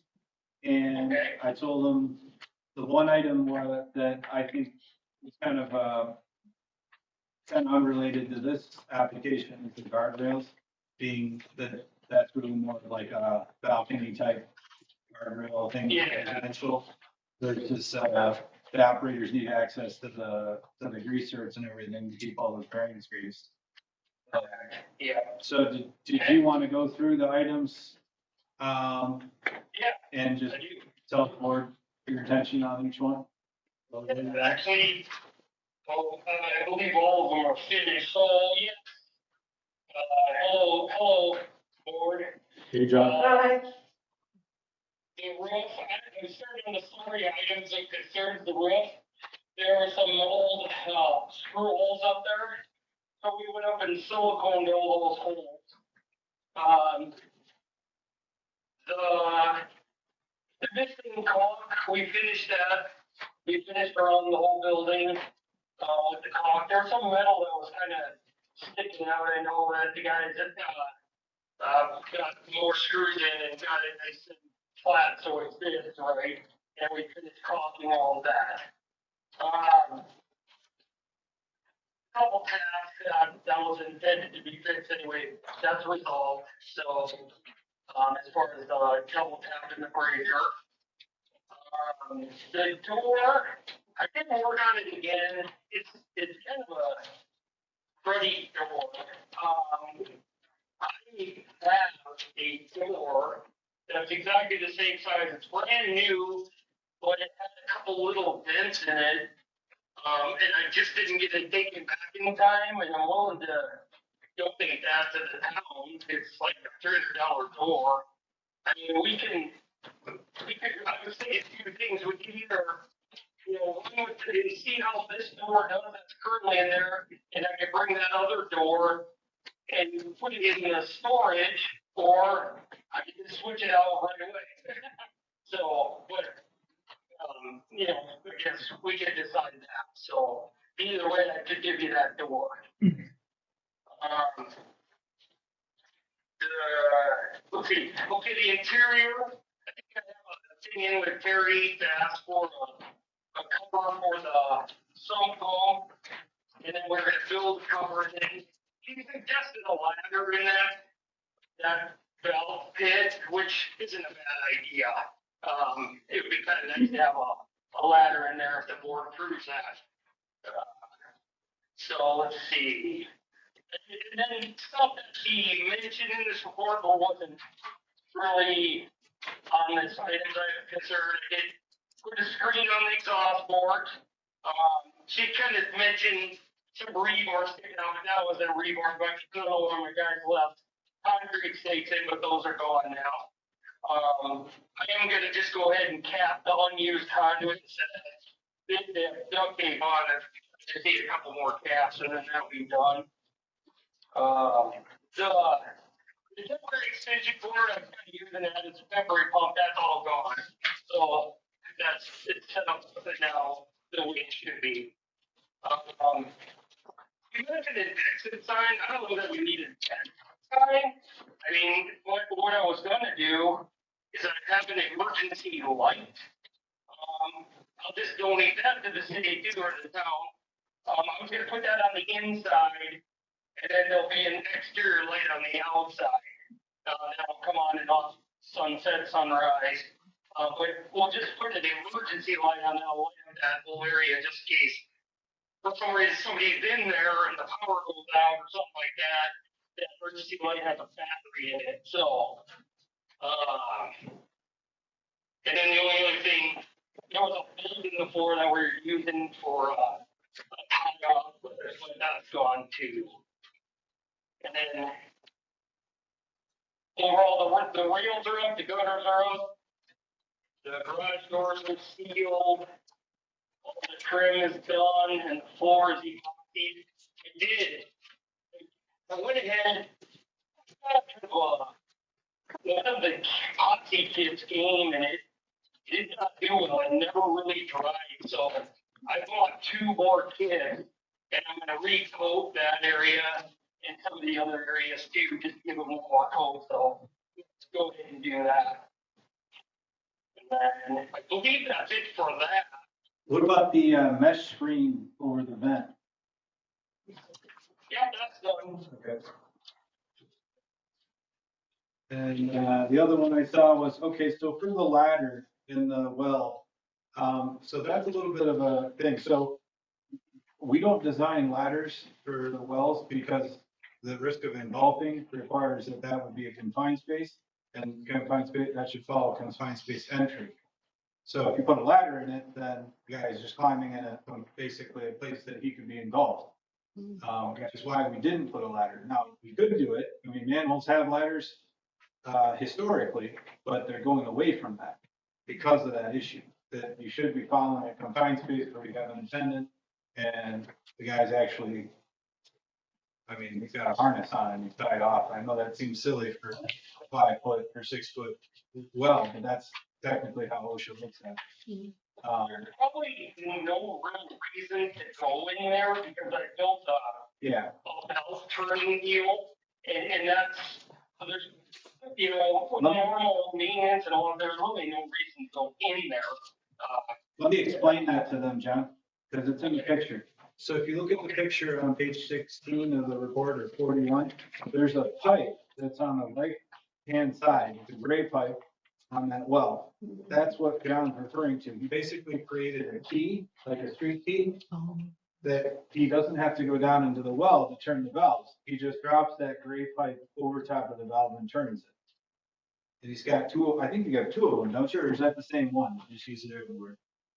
That's, Okay. that's the same one to use everywhere, you know. Yeah, so, yeah, that's just because that's the instinct of the operator and I go into something that he shouldn't be going into on his own. So, so he created that, street key. And so that's kind of the way to turn those valves. And if you're going in there to do repairs or something fell in there or whatever, then that could be something that's probably scheduled. But it's up to you guys. Putting a ladder in is, you know, I think you still gotta follow the rules regardless. So a quick question on that one then. Are you recommending that we do put a ladder in the valve pit even though he has a street key? My recommendation would be not to put a ladder in.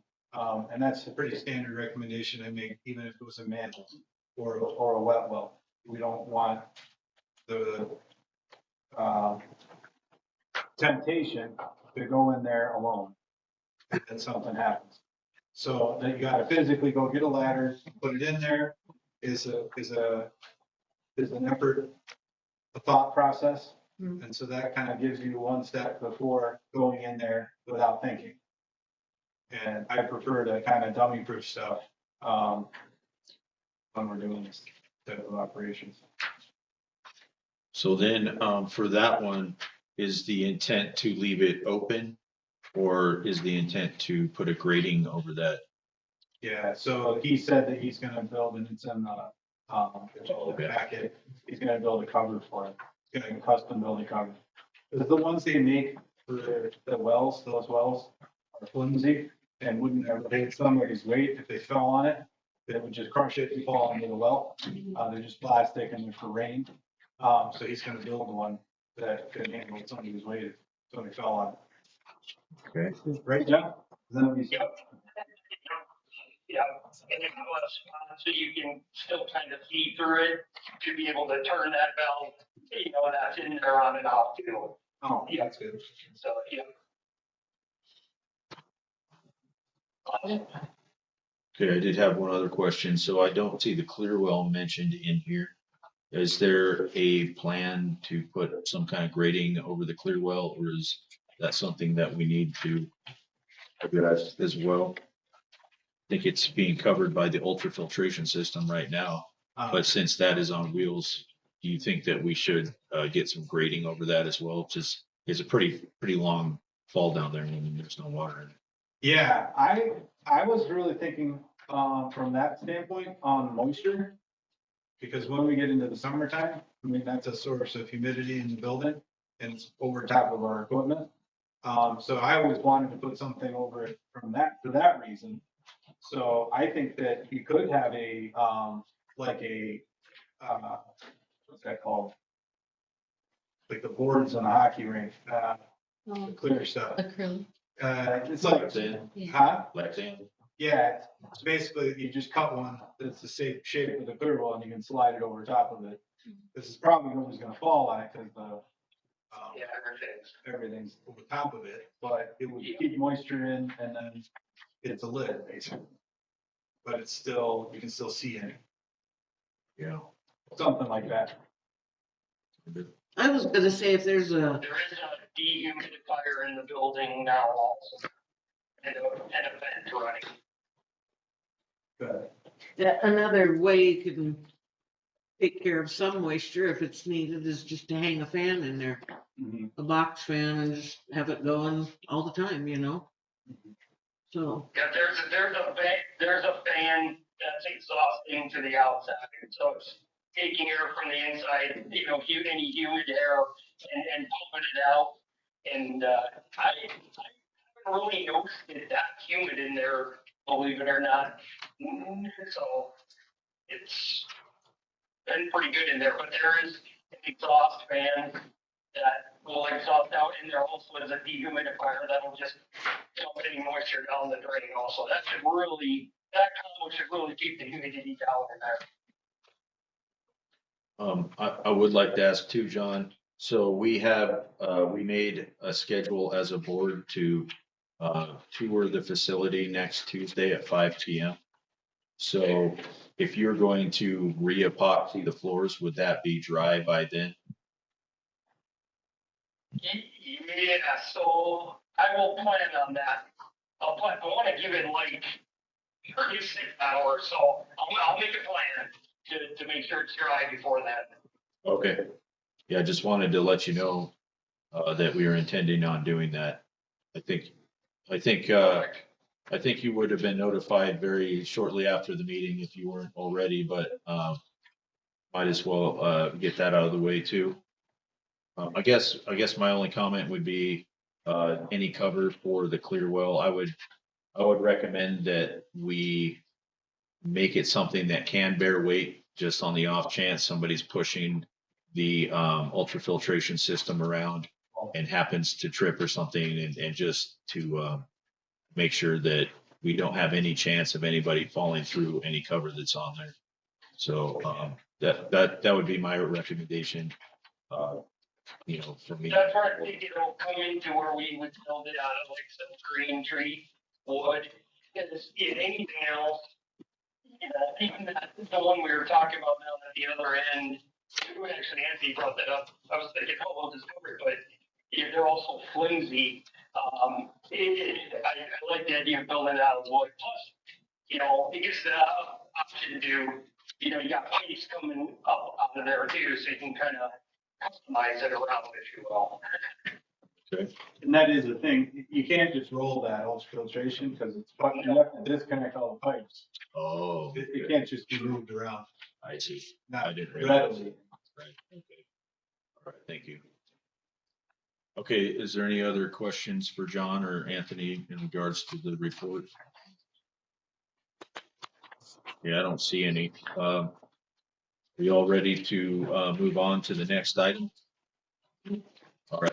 Yeah, I think we're good then. Okay, thanks, John. Thanks, John. All right. Thanks, John. And may I Yeah. take the board's time on the electrical a little bit, just for a minute? Was that was an agenda. Yeah, we added that 9F. I'll give you that later. Well, if you'd like to, we can just address it now. We did get it added to the agenda at the beginning of the meeting, so let's go ahead and do that now. Okay. And then Go ahead, we John. can, so, Okay. Don, just real quick, so let's go on to item, it'll be 9F, review the electrical inspection report / invoice. I believe that's what he was talking about, from Heartland Electric, Anthony. Yeah, Okay. some of it I think was touched on with Rushmore, but these are two master electricians that came down. Okay. Go ahead, John. What you want Okay. to go through on that?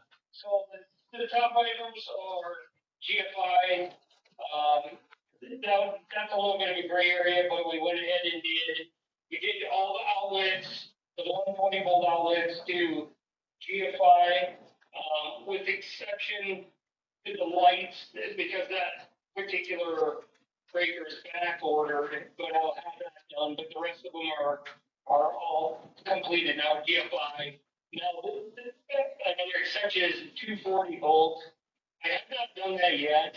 There's only one thing plugged into that, and it will always be plugged into that, and it's a special plug. I can do it, I just don't know that it's necessary, but I can absolutely do it. So I guess that, isn't a major deal to get that done. The next item then is the double tap, so that's fixed. The next item, core connector on the treatment tank entrance, that was done, that kind of came that way, that's what they're talking about, was power cord into the UF. We didn't do that, but I will fix it, I've already got the cord for it, it's just a protection, so the cord is a rub on metal. And like I said, it came that way from another electrician, but I do have the parts, so I'll have that resolved by next week. Plastic bushings, 1 inch, we did miss, I think, 2 of them, but that's resolved now, that's fixed. The 400 amp breaker installed upside down, and all inside to be installed either way. So what I did is I labeled the breaker switch on and off, and then I put on the outside an emergency disconnect for that. So And it's up off the ground, the required distance, right? it is, yeah, it's 18 inches off the ground.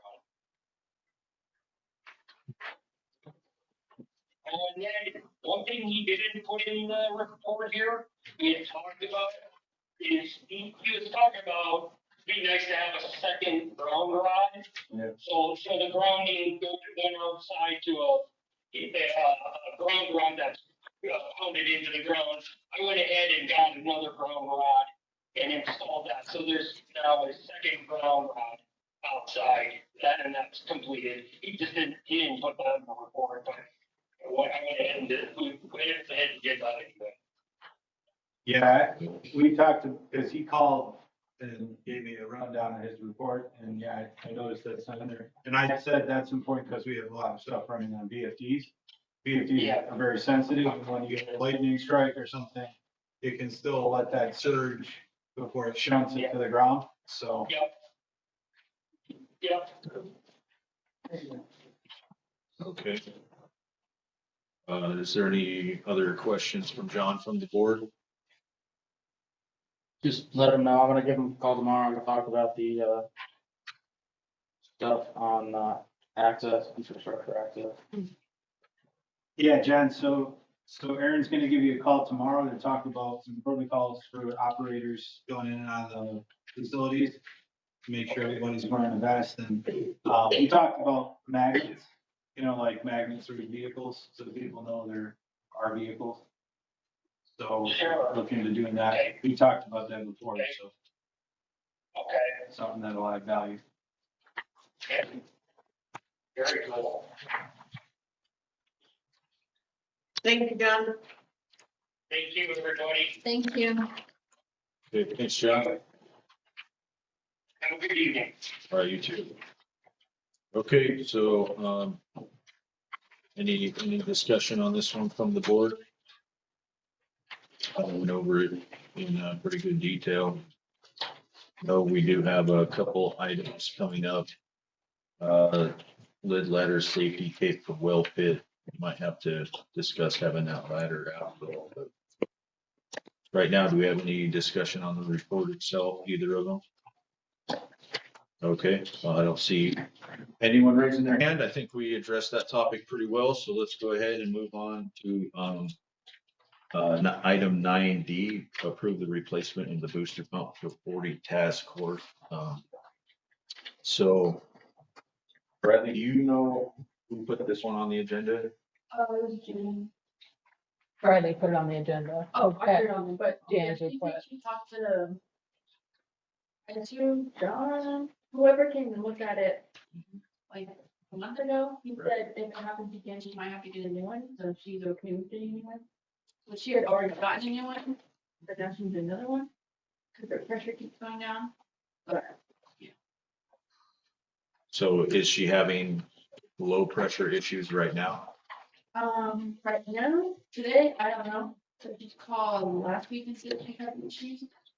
So, she said it was going down. And someone told her that she, just replaced it. And that's- Right, and so, I know that when we went, I see your hand, Fave.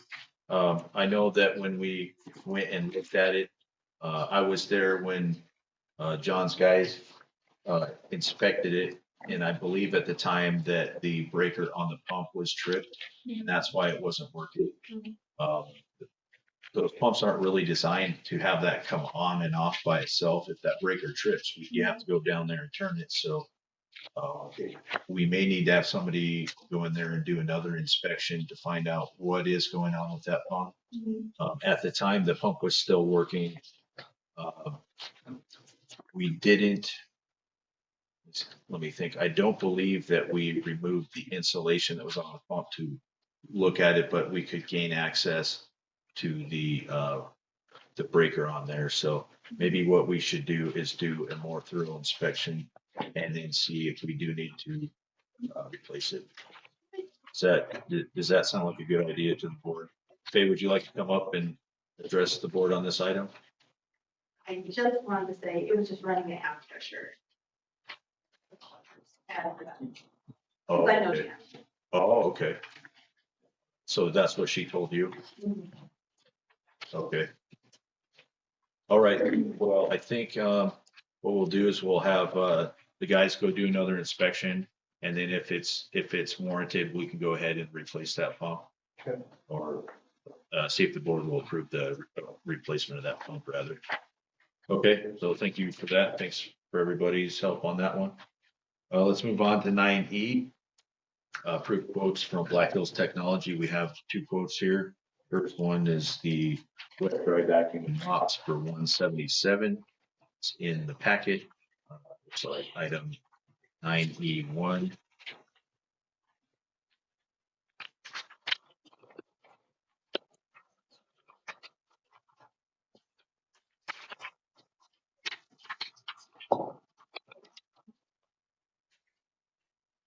Okay.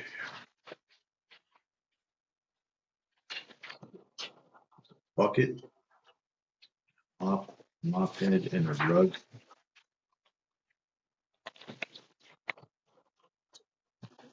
Aaron? These are essentially tools. I mean, how many contractors provide their own tools? It's standard practice, right? Okay. So,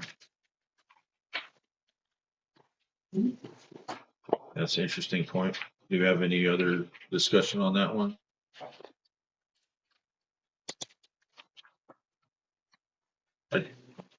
I would guess the intent is so that we would buy it and it would be stocked in the plant itself. But if you all didn't want to do that, then I don't know what, I guess he would have to supply them himself. Linda? Well, I mean, we are the ones wanting them to be able to give tours so that our citizens can see it. So we're asking for it to be clean and ship shape, whatever. I believe that these are items that, I mean, we have our own mops and things for our cleaner up here in the office. And I think we should have, our own mops and stuff for down there too. That's my personal opinion. Okay.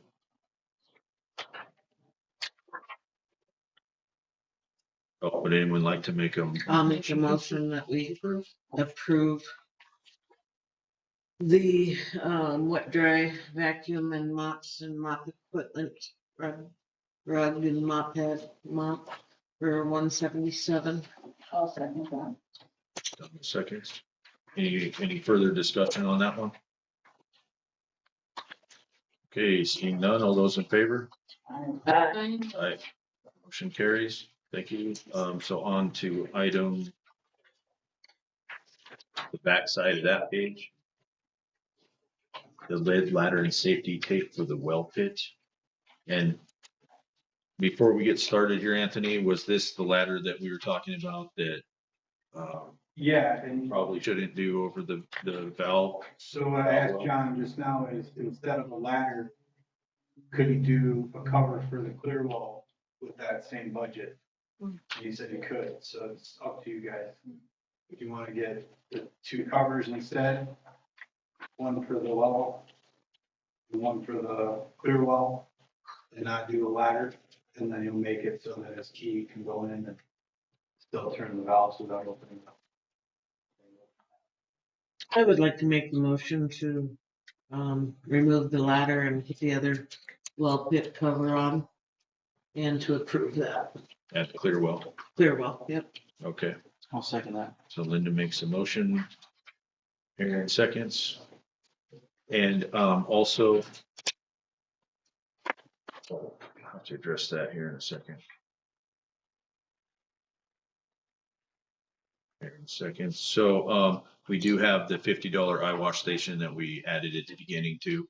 So I'll go ahead and make a motion to amend to add the $50 eye wash station. Thank you.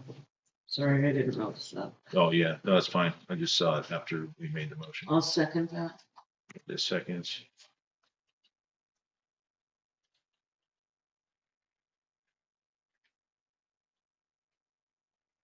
Okay, do we have any discussion on the motion to amend? Seeing none, all those in favor? Aye. Aye, motion carries. Okay, back to the original motion as amended to include the $50 eye wash. Do we have any discussion on that one? Seeing none, all those in favor? Aye. Aye, motion carries. Okay, very good. Trina, did you have a? We went a little, we didn't seem like we went too fast, but I did want to say that 9D, we should have that in our work orders in our software for the booster pump. Okay. We need to make sure that's added to. It is in there. I put it. Oh, perfect. Yeah, it is. Thanks. Perfect. All right, thanks, Briley. Linda, did you have a? I just have some questions. The well is plenty full, the tanks are plenty full and everything up there, so I can still water my grass? Still got plenty of water in the tank to do Yeah. that? Yeah. We don't have any issues at this point then for needing to, put water restrictions on? Well, our well's keeping up. You know, it's just now becoming, I think, a time when people will start watering. All it's gonna do is make the well have to work harder. It normally works at, I was just doing this for Neil for the pound plant. It really runs at like about 28 amps. And it can run at 100 GPMs, 85, no problem with the current level. So I think you'd be okay with the recovery rate we're already seeing. So. Okay. And thank you for that. And the other question would be the new place for the new tank, everything's drying well and doing what it's supposed to be doing up there? Yeah, I'm real pleased with the work Quinn has done. They've been exceptionally professional. You know, never had any issues with them. No change order requests, everything's in budget. All the concrete's passed its compression testing, over 4,000 PSI after 7 days. So it's still got to 28 days. Everything's good there, and they're actually done with their part, waiting on the tank builder. So they got, that's a specific crew that comes and builds the tank. So, yeah, no, that's all good. Thank you.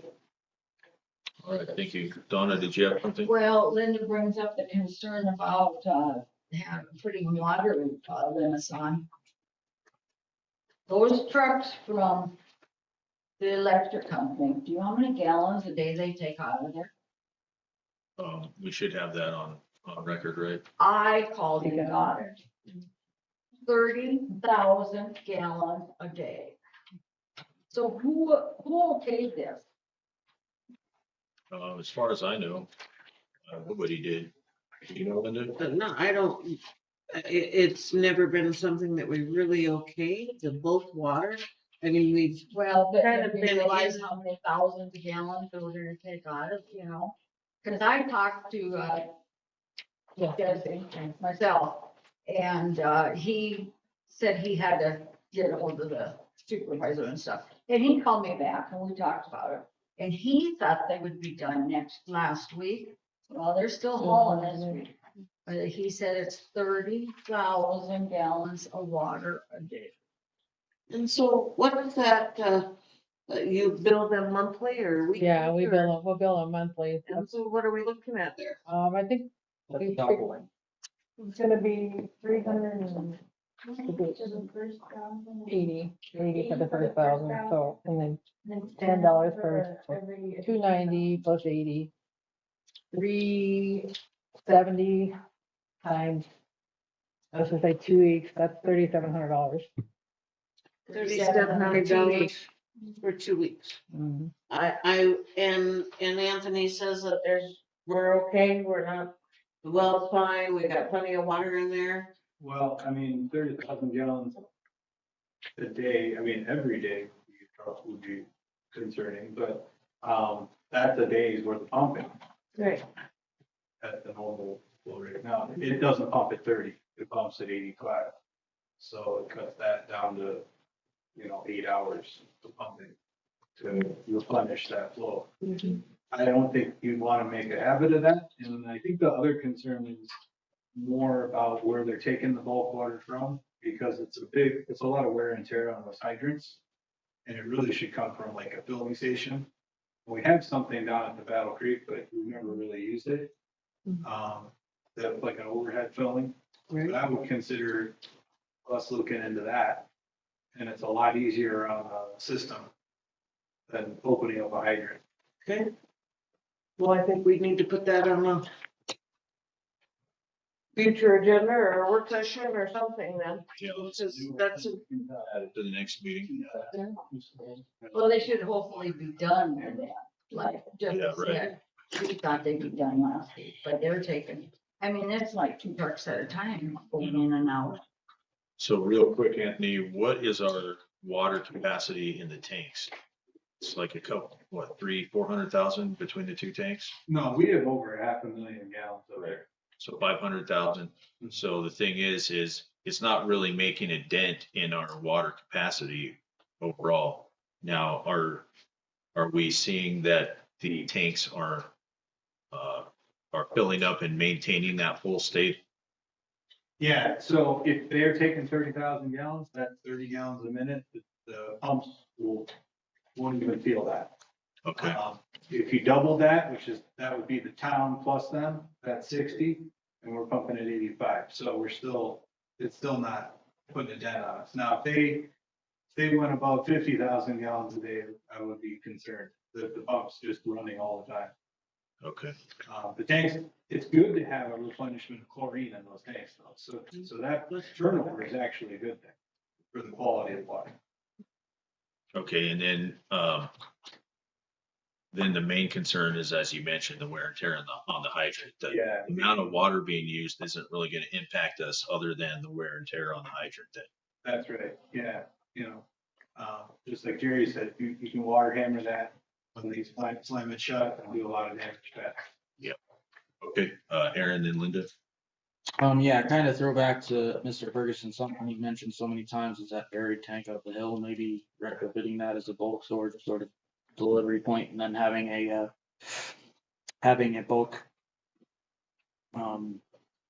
customer location feeding off of that. But that's something to look at, because if we do something like that where it's a separate tank, then it could be throwing untreated, because they don't need treated water to go down there and do whatever construction work they're doing.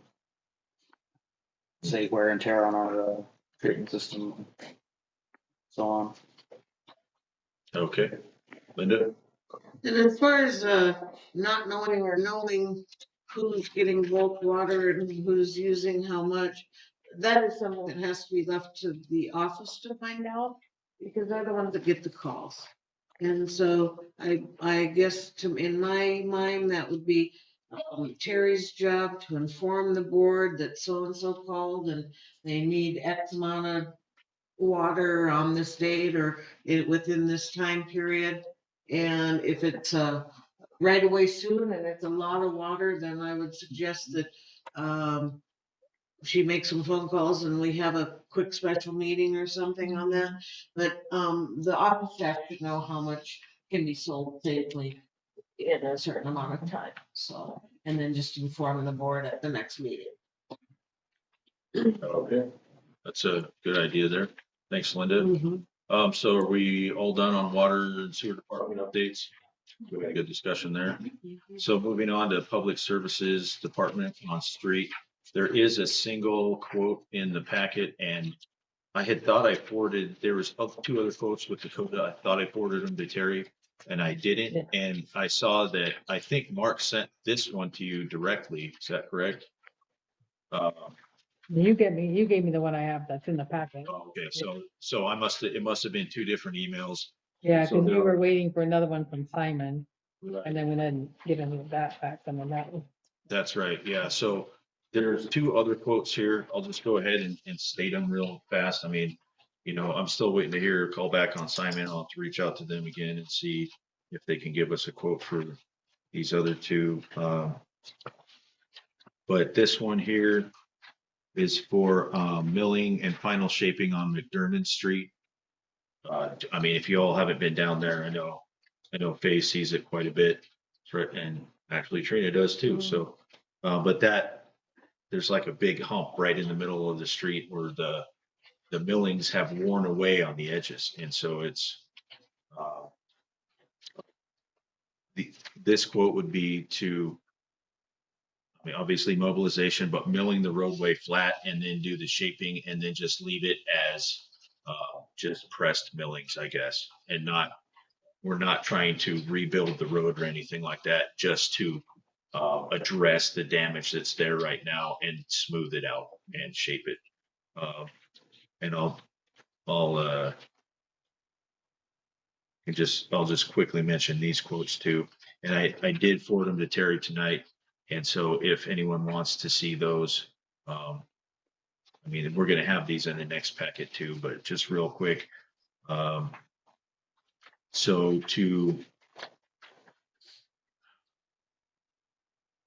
see here. So this one's for Fifth Street down, the wavy part of Fifth Street, 190 feet by 12-foot area removed on Fifth Street and rebuilt, and that is 24,500.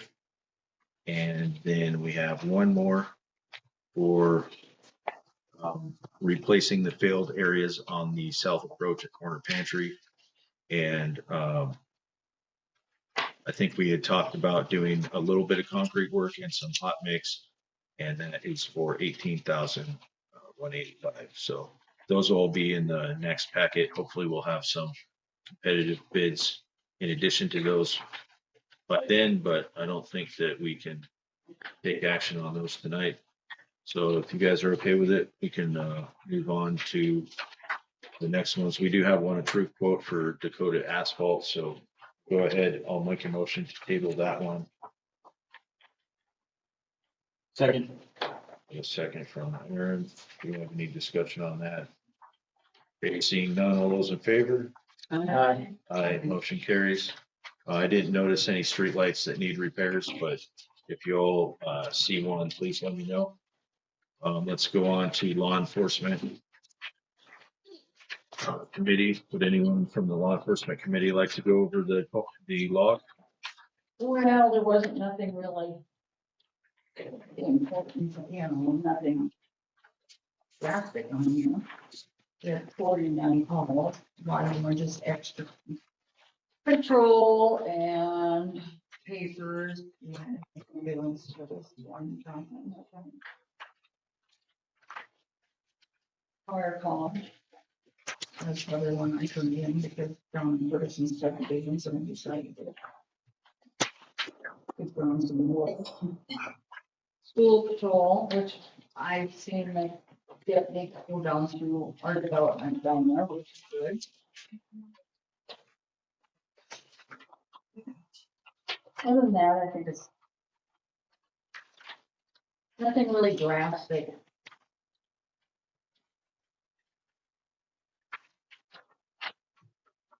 I think it's going to be pretty good, just the sheriff's department doing some patrolling for us. Saves us some money anyway.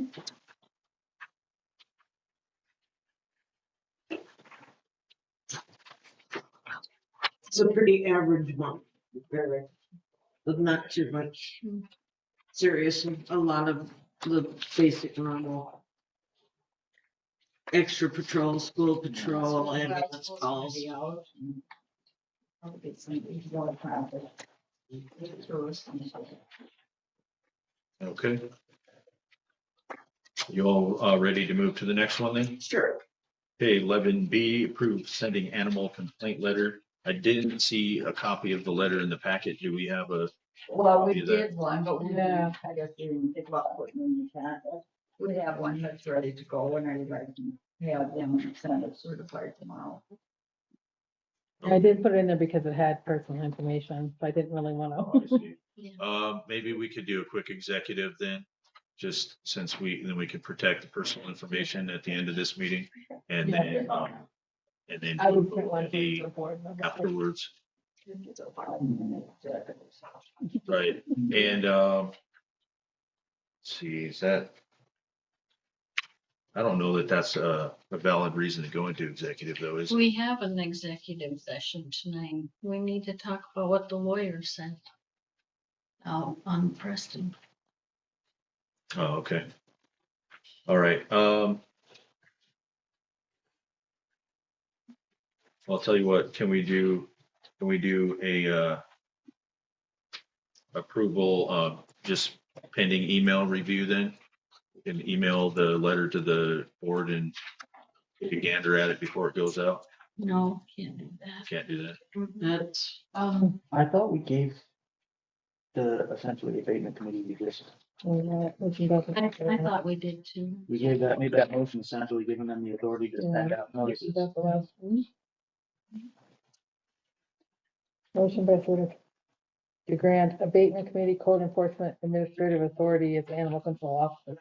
Which means they can send the letters and you know, I need to share it with the So board. then motion is seconded to make current barking dog complaints received to date as valid. And then the table item 15C, review and make, oh, that's, yeah, oh, yeah. Because in the ordinance, the animal control officer has the authority to just say, yep, Yeah. I'm gonna send them the letter because there's enough here. Okay.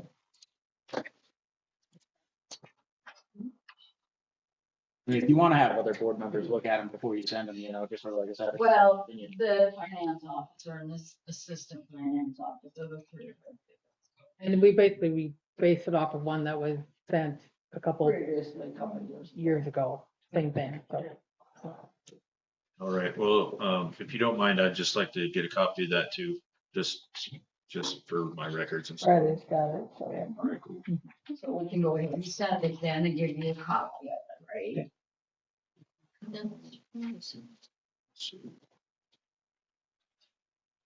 Do we have a motion? We don't have a motion yet. Okay. No, we need to.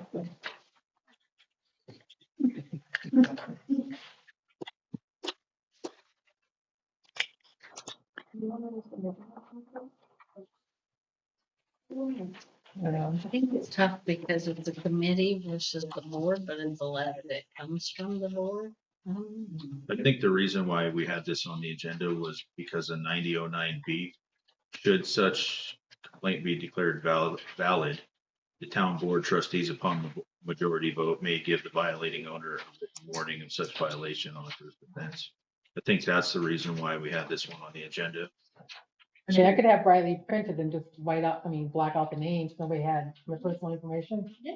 I'll do that, print it for everyone, everybody, and we'll get the board, and then that way everybody has it. I just, I think I that's, just didn't want it in the packet because I give it to everybody because it's, yeah. But just black out any personal information in there, so. okay, well, while she's doing that, let's go ahead and, jump to 11C and we'll come back to that one. So, I'm not, Well, you know, yeah, so Mark Cropley that has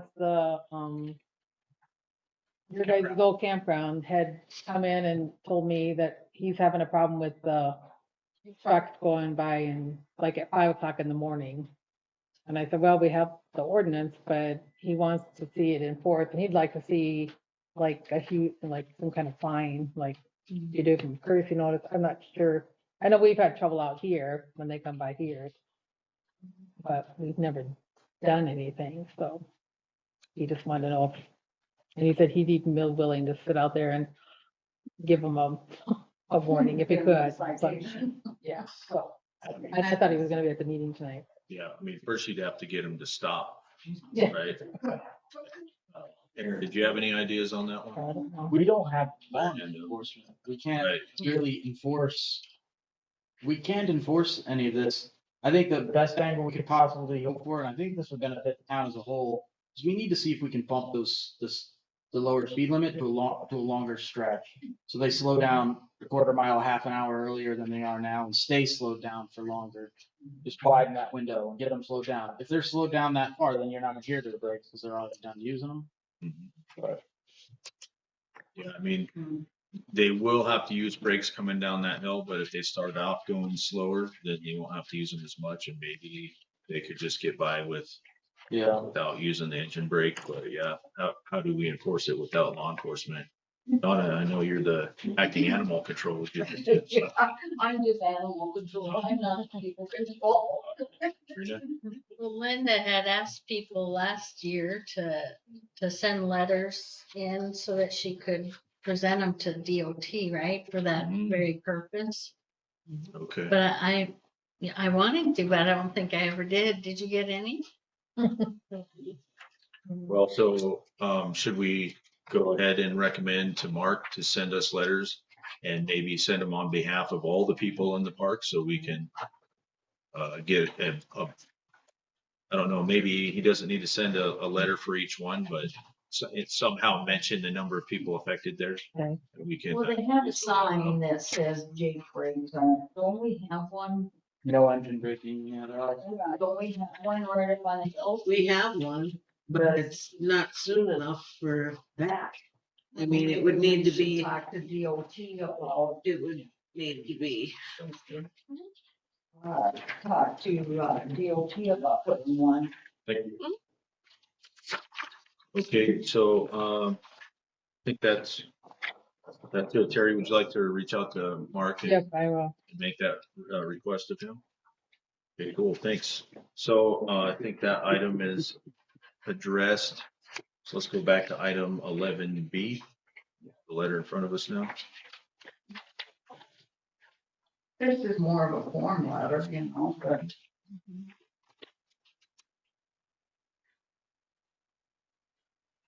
I don't know if it should be coming from Riley, making her. Well, that's kind of thing, maybe we should just keep telling them that, so. Mhm. Yeah, we should probably update that.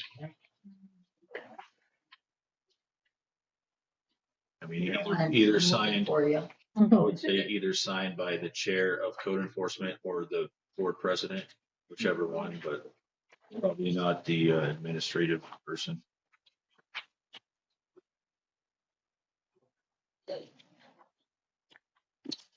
Yeah, I think it should just be a stamp from from the town. the town. So, Mhm. Does our ordinance say 10 days?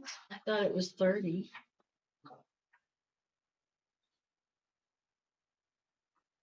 If not corrected after a period of 10 days, a fine for this violation, a fine for violation of this chapter shall be imposed. Oh, it So, does say. yeah, it's a shall.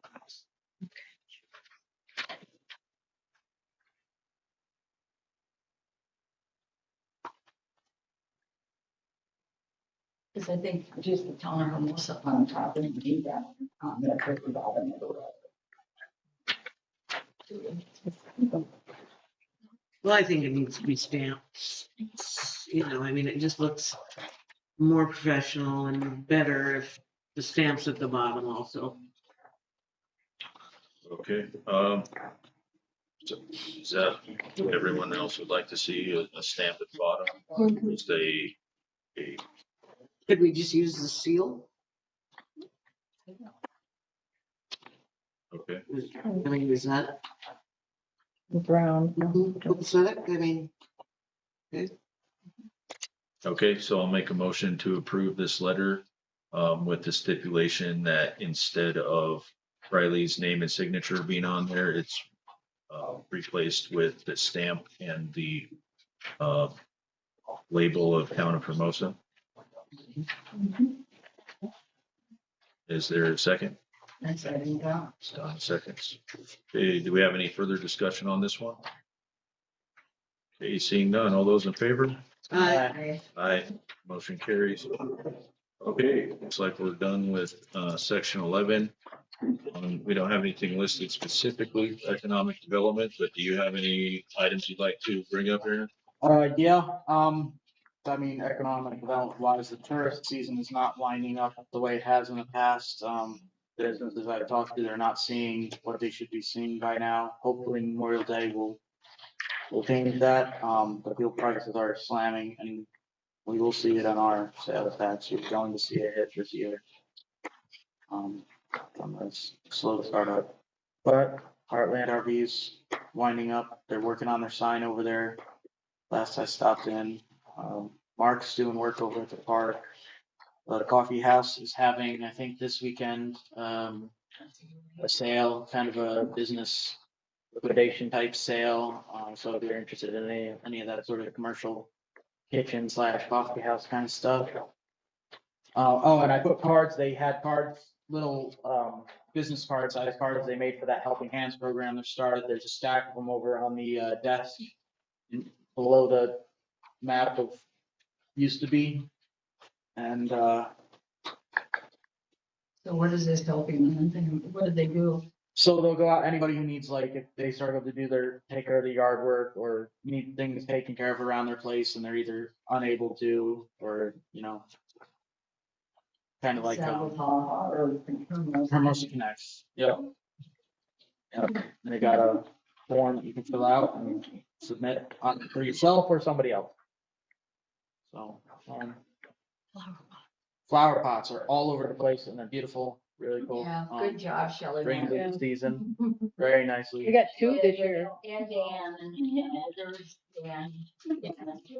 We were all over. Yep. I even got to plant one and they were friends from Indiana and it was a good attendance. It was a little chilly.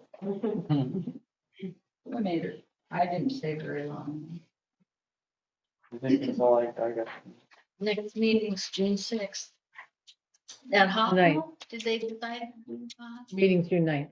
June 9th? Oh, Connects, maybe. the next, Oh, okay. I Yeah, thought you meant the big, okay. Yeah, they're moving to the Ha. June 6th.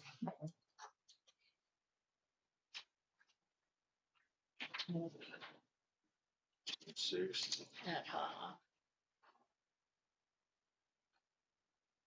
Can I see your calendar real quick?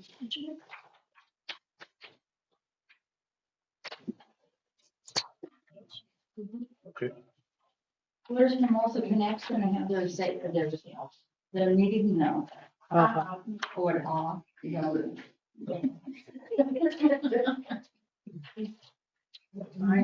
need to It's on the change, back. we need to change that so it's not the same night. Let me double check, because I don't have it on my binder. Is it? Yeah, let me double check. Next, June 1st at 6 PM is the Okay. next connects. Oh, it is the first? Yeah, Isn't that the same time the fairgrounds have theirs, so the first Monday of the month? mm-hmm.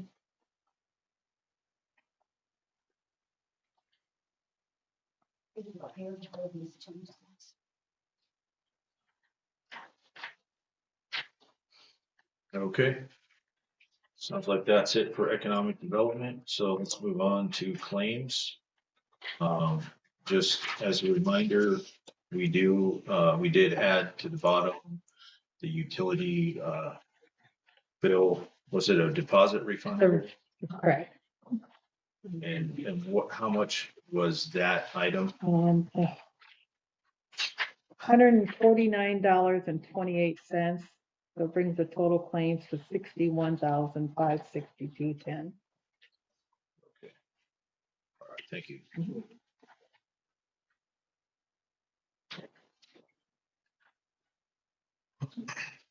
Okay, yes, sir. Terry, did we get any updates on the status of that? Any more recommendations on the status of that? We got a letter today from Tina Tipsy, who's above Blair, and requesting procurement documentation, which I cannot find. So I haven't, We had no updates on this. not really. They're still asking for more information. So, Yep. Does Joe know about that? yes. The reality, my understanding is that we may not, or, yeah, maybe paying out money, or just that we won't be getting back is a possibility. We are obligated to pay. Yeah. Do we have, and well, that's all right, if we're gonna go down that, on that route, Yeah, let's go. completion of work product, Yeah. modeling, all that. That's what this is for. But we Sure. pay as they go, right? Because it's so huge. So, But there's We completion of all- work stages, like stages at which certain things are essentially required to be done. well, And we're past like That's- 3 of the stages. that's the payment applications. And you had asked for what those were. Did you get those to review? From Terry, she said that they Well, that was, he was asking on whether, Yeah, those are the invoices, Yeah, like actual work products, like what was accomplished, the models and the things that were actually supposed to be done with it. yeah, and he's been presenting every meeting except this one. And then, I'll go ahead and make a motion to approve, as amended by Terry, and we then. have, and I'll get more copies. To that one. So this is I'll second it. review of what that invoice should be voted for. Thank you. I can do that stuff. Yeah. And then we'll get some more. So Aaron, is your contention or the point that you're bringing up is that we should have the products of this work on file and in the office after every payout is satisfied? Yeah, it's mapped out through the program, through the grant, the phases, and there should be delivered products for each phase. So here's another payout, but I'm not sure about the delivered product on it. I haven't seen any modeling or much of anything that those milestones should have given us. Okay. We're paying for task 4, right? Yeah, task 4, the sanitary I&I study, because and he's working on task 5 now. I see Jerry has his hand up. I'd like to say that I reviewed his email, Jerry's email to us. And I think, there's some concerns in an email that Jerry had Terry forward to the board.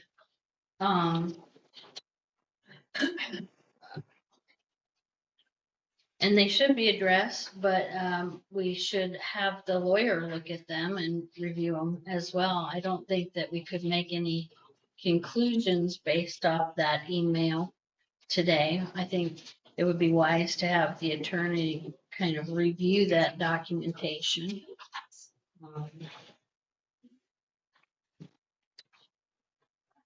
Okay. The claim, one of the claims, as I understand it, was that ATAX has a failure to perform the work as represented. But, from what I was reading and what I could understand of it all, it sounded more like there's just questions, like Aaron's saying, I have questions. I want to be able to tangibly see a little bit more.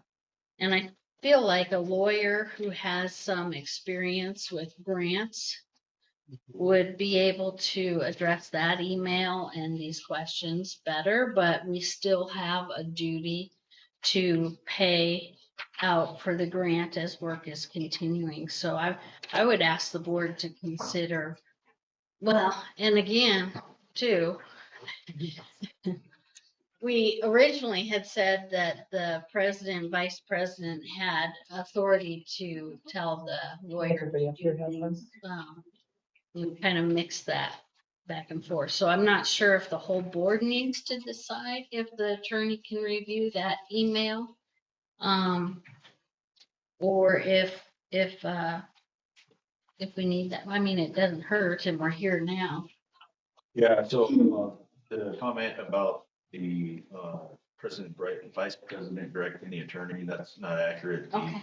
The only direction that the president has on the attorney is whether or not they should come to be present at the meetings and be paid for being present. Okay. And, Well, and the reason for that is because then we don't have to have a meeting to decide if the attorney can come to a meeting.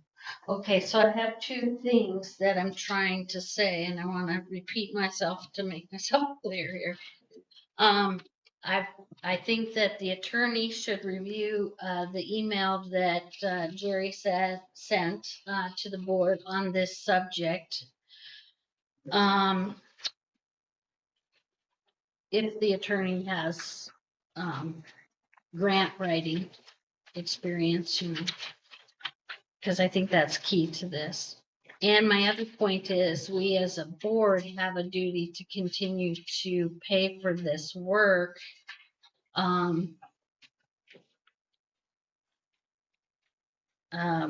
don't want to be abrupt in just cutting off payment. We want to hold up our responsibility of paying until we hear from the lawyer and get a better feel for what's happening.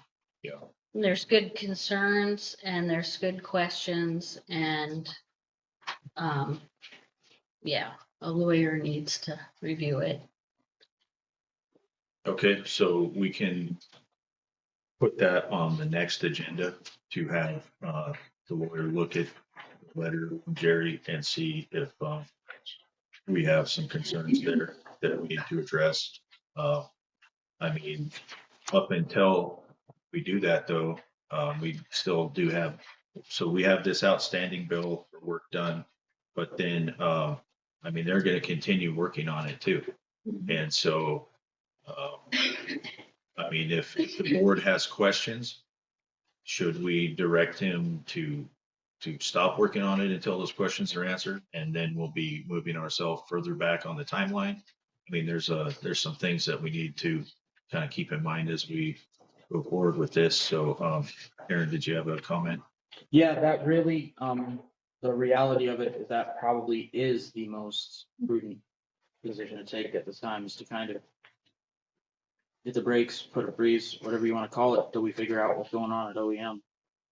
And they Okay. can tell us exactly what they expect, what they're going to say. But as far as a duty to pay, I think people have a duty to pay when they received something, like when they received something. We don't have anything tangible with this grant, and that's the risky thing. It doesn't produce. There's no product at the end of this. There's no new structure in town. There's no new building, new road or anything. It's research, and even that, we're not really getting. I haven't seen any research grade product. So this one in particular was paying for the cammering of the sewer in Ferguson. And so they sent guys around, dig up the asphalt, put a camera down the sewer pipe and look at it. I mean, I'm sure they have the video there, and if you'd like to review the video, we can do that as well. I mean, is there any issue with the town receiving documentation of the work and product or output from the work? Quite a bit of it is already on Silversmith. Okay, Silversmith can handle reports. They can't handle the videos, it's too big to a file. okay, But every report every line that's been inspected has a report associated with it and a video. And so where we store the videos will be something we have to decide, but all reports are being uploaded to each segment of pipe in Silversmith, so that's already being done. I think all of Manning Street's up there already in Silversmith.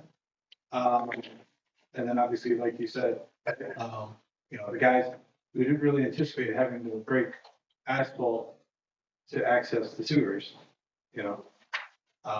And then we also conducted public engagement where I rented the hall and hosted over 50 people. And so that was something everybody actually attended as well, was here. okay. So we do have product available to the office staff and the board, and I said via Silversmith then.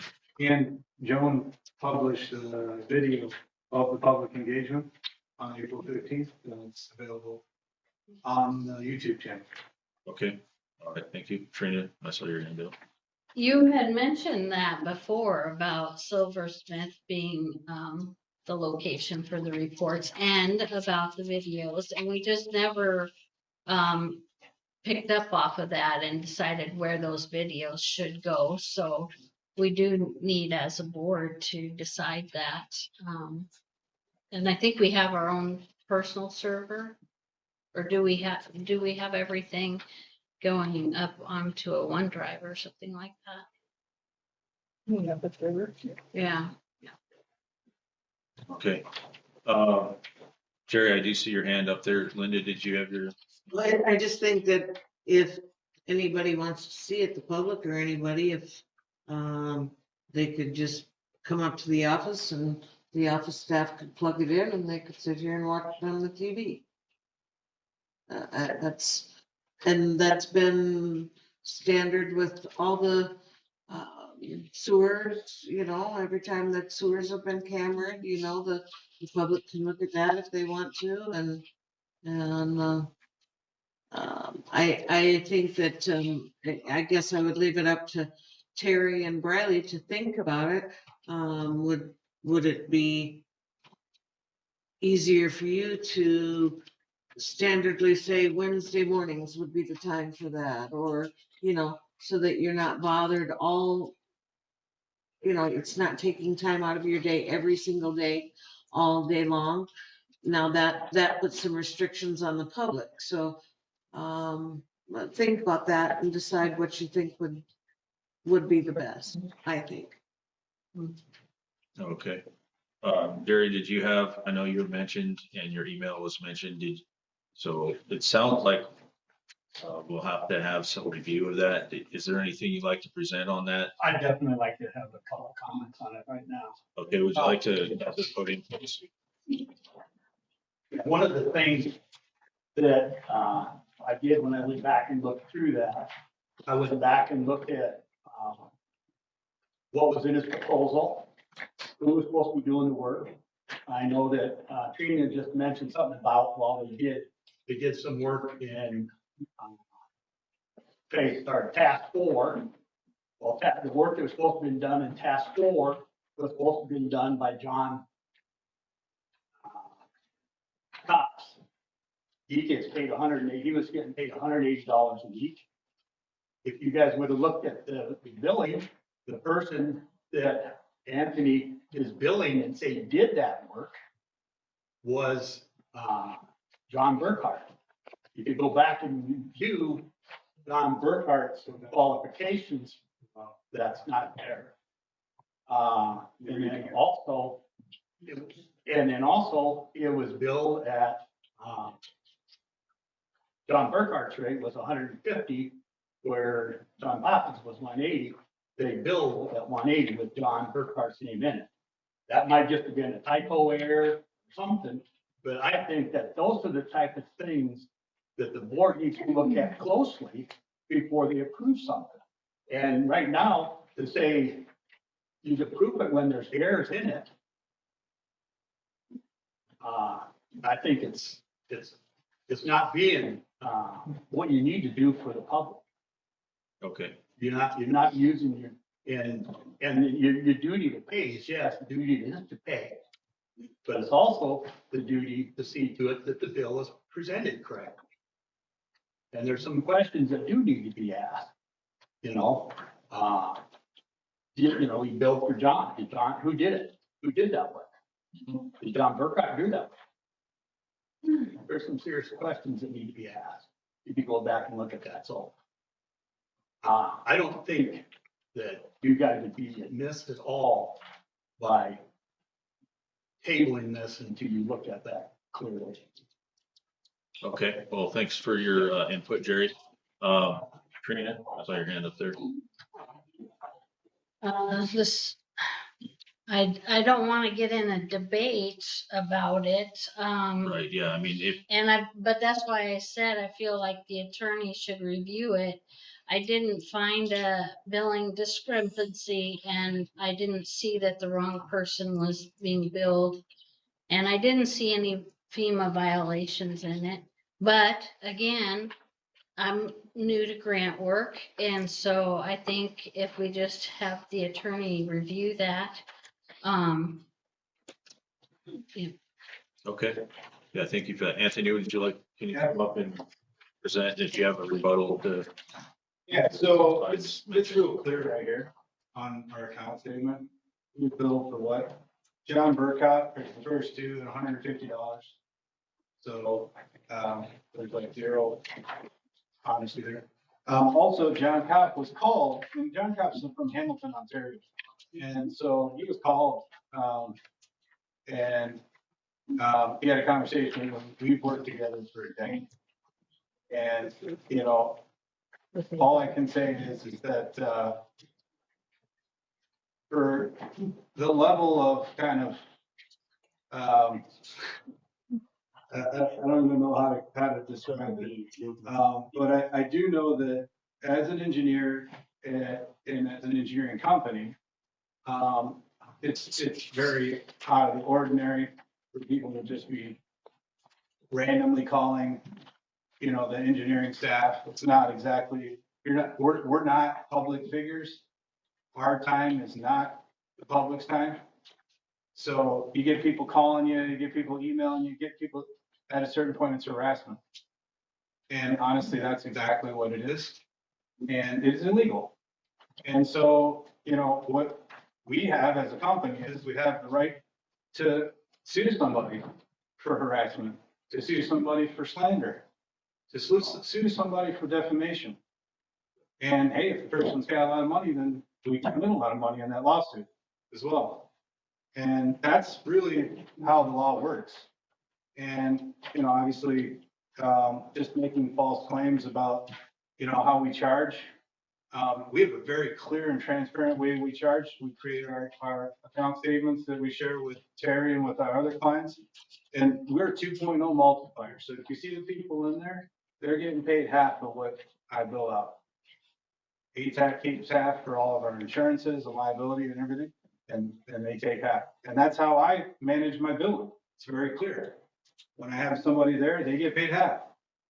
They know that because they're talking with a former employee. He got paid half of everything I billed on his invoice.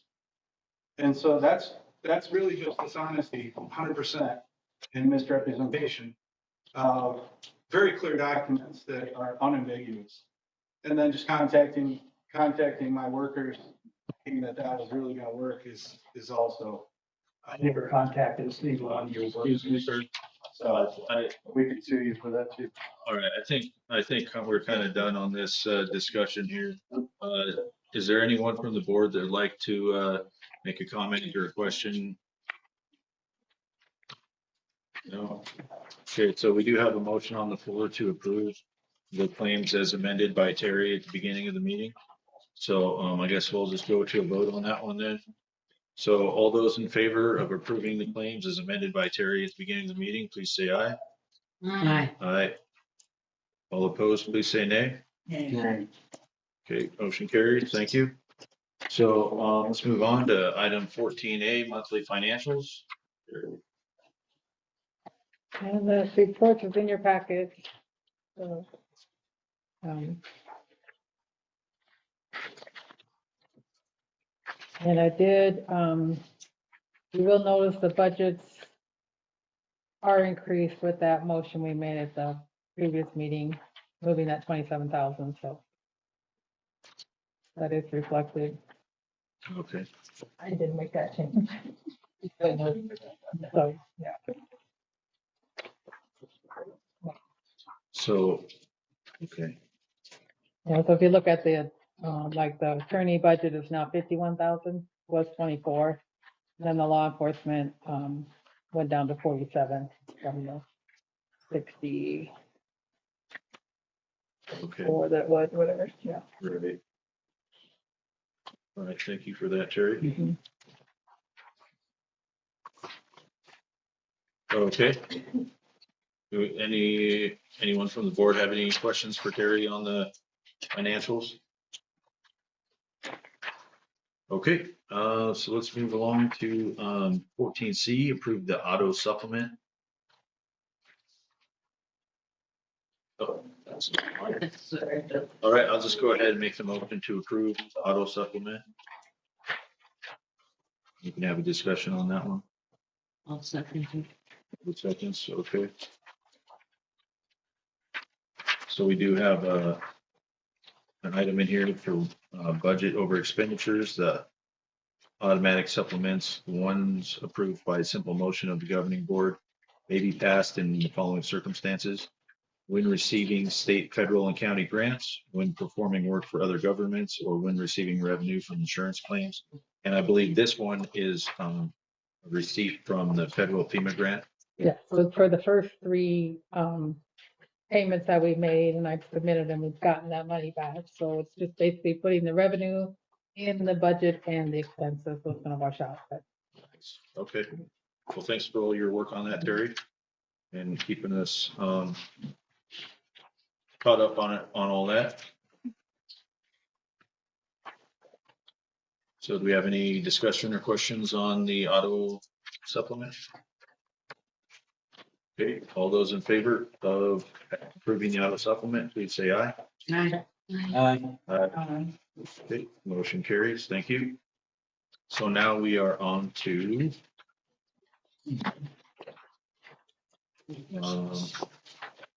okay, yep. With that, we're on to 15A, review the new water and sewer resolutions. I thought I saw some up here at the beginning of the meeting. So if I recall, Aaron and Briley were the ones working on that. We haven't really gotten any more momentum lately. We'll pick that when it's not urgent. And honestly, it might be better to hold off on that until we know exactly what's coming about from these referendums, because there may be a different strategy that benefits which direction we go as far as Okay. with the billing. So, Do you, do you have any ideas on strategy for that or? well, so the big thing that I want to look at again is that when forgetting his name. Anyway, he said that when he just took the resolutions we had done and put them in, we were making an extra 27,000 something. I'm like, all right, well, that's cool, but we don't necessarily want to make more money. We want to, the whole point of the tweaking the resolutions is to benefit the customers. So if we were going to make another 20,000, then that should mean we should be able to dial everything down a little bit more across the board. Really, but we got to get the very large volume of information that he used to do water work before we can apply that same data to the spreadsheets to refine it. I mean, isn't that something that we should be doing in Waterworth though? I mean, is there a way that we can input our resolution information into there and have Waterworth calculate things for us or? It did, yeah, it did. So now it's just because the resolution is now set up to where it's a Excel spreadsheet that prints out the resolution. So it's like we'll be able to just easily tweak that down the road. But yeah, I just need to get the bigger numbers set in there so that I can tell me exactly what would get us to that balance, that break even point of the old building style versus the new one. Okay, well, thanks for looking at that. Okay, so it looks like, I guess we'll go ahead and I'll do a motion to table that one for the next meeting. One second. Seconds, any discussion on that one? Okay, seeing none, all those in favor? I, Aye. Motion carries. So 15B, discuss if companion dogs need to be licensed. And so I know that, Donna was the one that brought that to the board at the last meeting. Is that right, Donna? Yeah.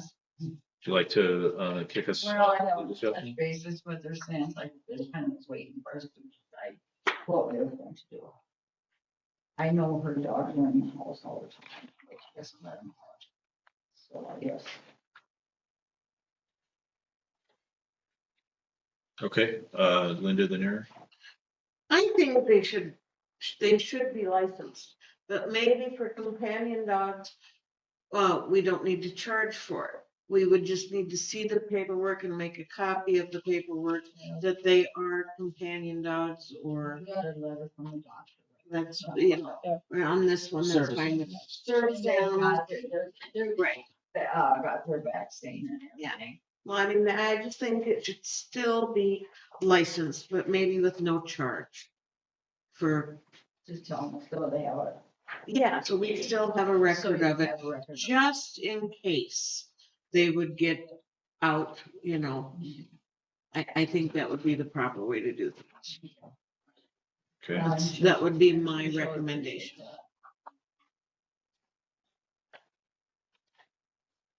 okay, so, we do have in the ordinance the license requirements. I mean, it mentions,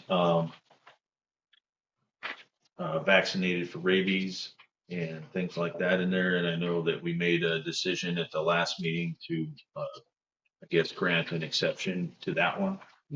So, Yeah, If- they do have their vaccine, you know, and I know a lot of people are not vaccinating their dogs for rabies anymore, because it has been choking dangerous to the animal. right, Especially when you get a little tiny dog, the same when you get a big dog. right. And so, I'm just pointing out that that's what's in the ordinance. And so it Right. sounds like that this is another ordinance that we should consider updating to kind of capture the board intent and the reality on the ground out there in the town for the townspeople and kind of how they would like to conduct themselves so that we can, we don't have to A, keep making exceptions, and B, people aren't in danger of being held accountable for something that the current board doesn't even agree with. So Linda and then Aaron. So generally speaking, the ordinance is one thing, but the fee schedule is another. So this part, we could put in the fee schedule stating that service dogs have a $0. Service dog exempt. You could just put that in Exempt. parentheses, service dog exempt. Yes, whatever.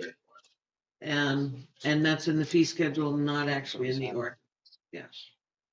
So you're making a motion? If I need to, yes. Well- It- So, I mean, the thing is, so the ordinance says it shall be unlawful for any person to own or harbor any dog, cat, permitted livestock animal within town corporate limits without obtaining an animal license. And so, and then it says the annual license fee shall be charged as set for the current fee schedule at the end. I skipped over a little bit in there. But so the thing is the idea where we just make it a zero cost license. I think in this case, we'll be able to stick with the ordinances. And then, still get the desired outcome. So, Do we need a motion? I don't know, we don't generally need motions to update fee schedules. Isn't that an administrative task done in the finance office, Terry? Or would you feel more comfortable with a motion? Well, not all, this was listed as a discussion item too, so I don't know that you can Yeah, we can't. Make a motion on it right now. So thanks for pointing that out. So, looks like let's put this one. I would prefer a motion, so I have Yeah. documentation to show why that fee schedule was changed. Okay. So let's go ahead and add that to the next agenda as well. The zero fee license for companion animals. I would say, Donna, that you could inform her that she does need to license them, but No cost. there'll be no cost. That way she can she's not worried about it for the next couple of weeks, you know, Presumably there will. presumably. Yeah, we haven't Thank just you. made that decision yet. I'm sorry, So- yes. Okay, so we had the discussion. That item is done. So 15C, review and make recommendations for a harassment letter. That's on item 15C.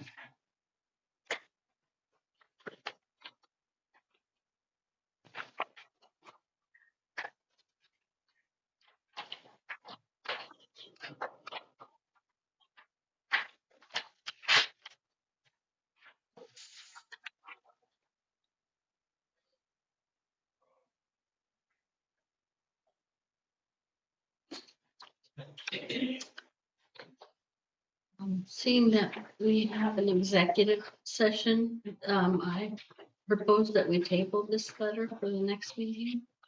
Okay. Alrighty. Would you like to make a motion to table this? Yeah. Motion to table this letter until next meeting. Oh, second that.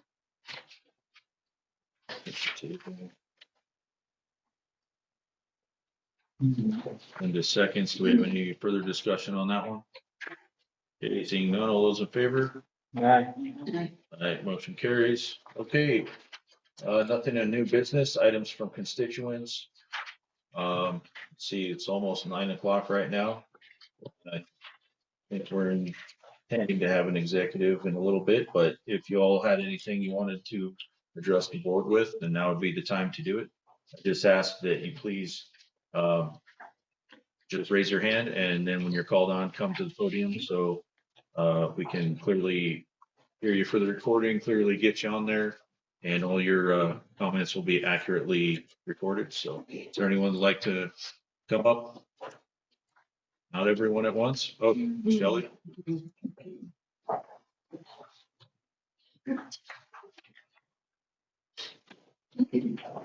Yes, we did get the pot planted and I turned in the receipts Monday to Briley. I know I couldn't get it in the packet, but she has the receipts. And I know you had made a motion to pay up to $800 and the check would be made out to Hermosa Connects. Thank you. Okay, thank you.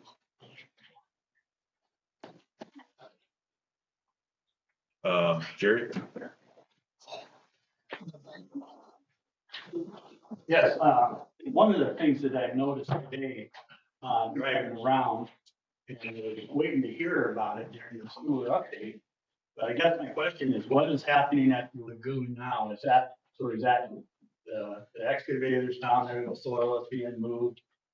Is that part of what the town is doing, or is that something different? Okay. And I had a question on that. And then to go back and if you look at the request for proposal, and if you look at the response to proposal, there was nothing in the rebid item in the scope for doing any of the sewer cammering on this side of, it was very specific to Preston, to the Ferguson development. So that was one question is, and the board has a decision. They can decide what they want to do, but where was it ever decided by the board that was within the scope? And that's one of the issues that are in there.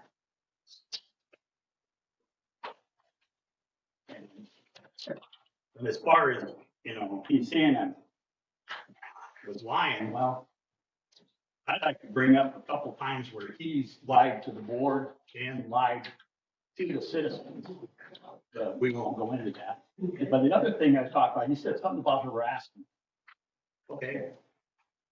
More than one time, he has harassed citizens for maybe what's happened in their past. He did it tonight twice. And he's laughing now because he doesn't really care about what he does. But that was a terrible bad comment. He referenced too well. Right. Let's just try to keep the comments to the board and the board business and. Well, I'm looking at the board to you. Right, and All I'm saying is comments that he made in the past about what was your name? Mark. How could you dig more? And Aaron, and now tonight about Chuck too. Well, we didn't have any people. You know, those are inappropriate comments, and those are harassment. okay. And I expect the board to do something when those things happen. But I know you don't take no action on this. So All right, thank you, Jerry. Do we have any other comments? Margie? Oh, sorry. I thought I saw another hand back there. You're fucking nuts, dude. excuse me, sir, but you hear what he just said to me?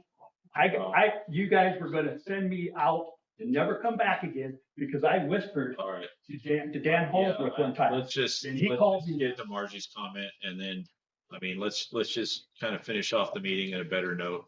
And if you guys need to say things to each other or something, then just please go Well, outside. I don't think it's right that he sits over, he makes a comment and he sits over and that's about it. Yeah. That is very inappropriate. Yeah. Okay, well, let's just get through the citizen input and then we can move on with our next trustee input. Margie, please continue. Right, but that would be like me sitting there saying snide remarks like somebody sitting next to me, you know. You just zip it, you know, and save it for a later time. But my question is, we now have another porta potty in town on the Harris property. Is that a violation of the ordinance? I think you need to look into that.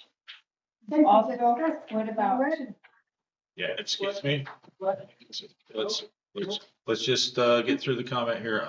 I think we looked at that before, but I'll take another look at It's a that. new one. This is a new one. Okay. The other one was all the way. This is a new one that's back down. And then also about a camper on the street right away that appears to be hooked to electrical, and I don't know about water and all that kind of stuff. And that happens to be on Linda Kramer's. If that's a violation of our ordinance, it states in there, if you're gonna have something like that, it must be in a campground, not on your private property. And the other comment I had was about the water trucks hauling. And to me, for as dry as it is, that's putting a lot of pressure on our water well that we really shouldn't be doing. And I hope they're about done doing that because the water's just been phenomenal. They've been hauling out. And then also on May 14th at the Catholic Church, there was a gathering down there. I was told that there were board members at, 3 board members at, and that they, witnesses said that they discussed town business at this. That's a forum. That's a violation. So, you know, I don't know if you're gonna get turned in for that, but it's too bad that you did that. Thank you. Okay, thank you.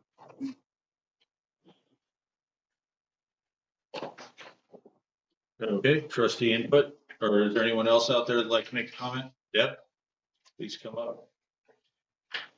All I want to say is about the licenses on the animals.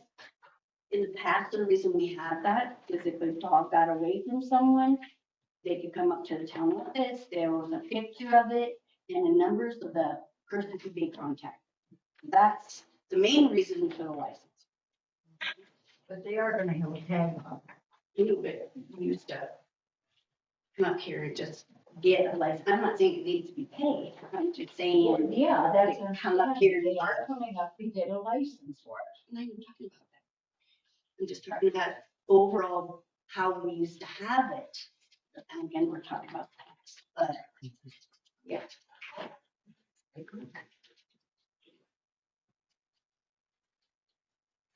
Okay, anybody else? All right, trustee input. Would anyone like to go first? Well, here they are. Me? Yeah. Start. On me. Trustee input. This meeting got a little contentious there at the end. But all right, so I'm just gonna, quiet part out loud. We've got the definition of harassment in the packet tonight. A knowing and willful course of conduct directed at a specific person which seriously alarms, annoys, or harasses the person and which serves no legitimate purpose. So if you're trying to gather information on something you're curious about, and it has to do with how your taxpayer dollars are being spent, that's a legitimate purpose. If you're cursing at someone to upset them, that's not.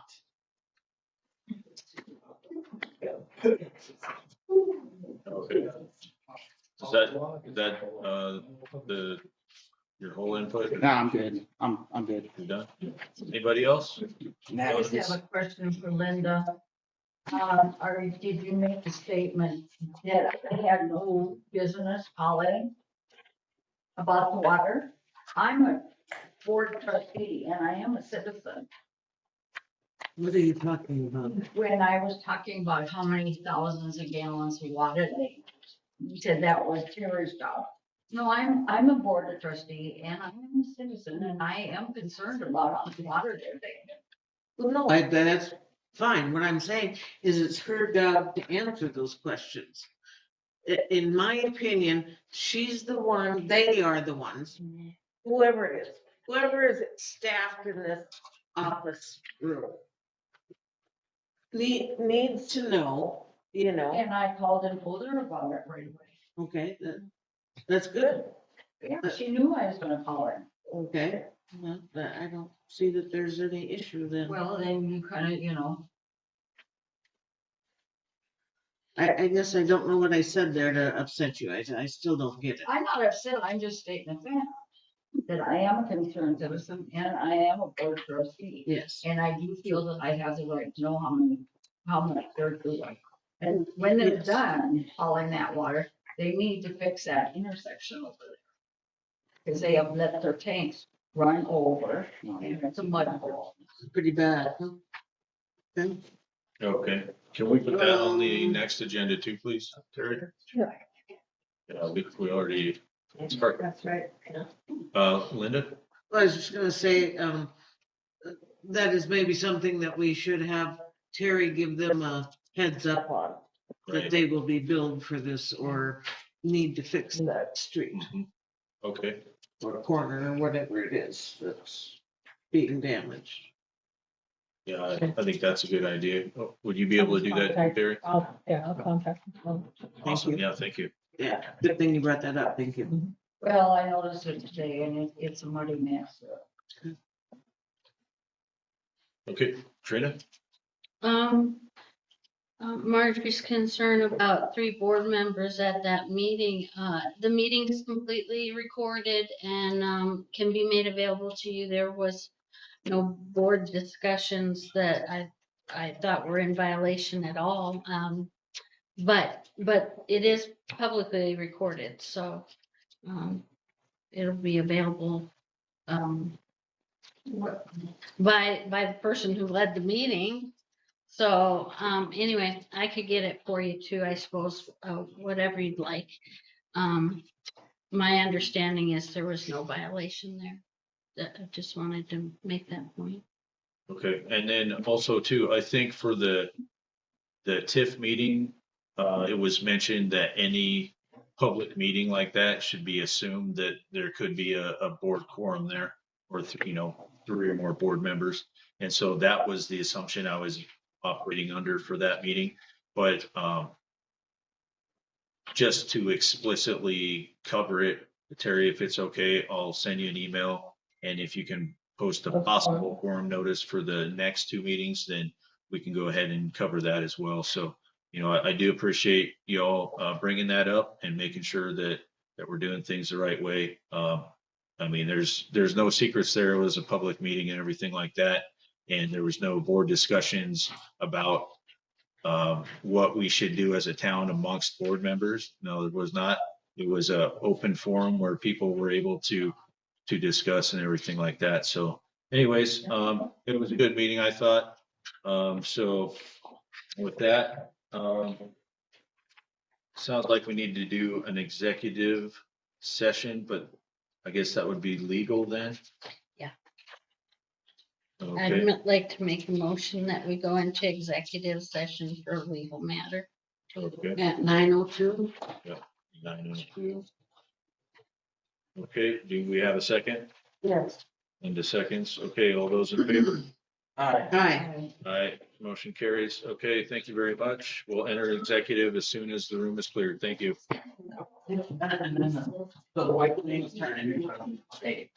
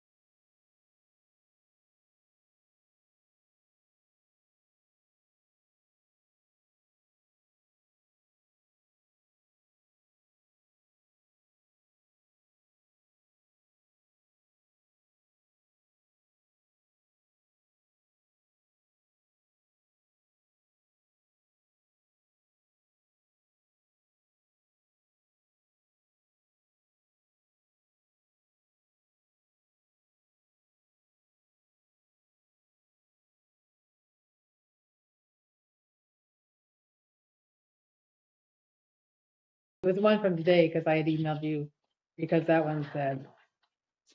Was it? Was that one year?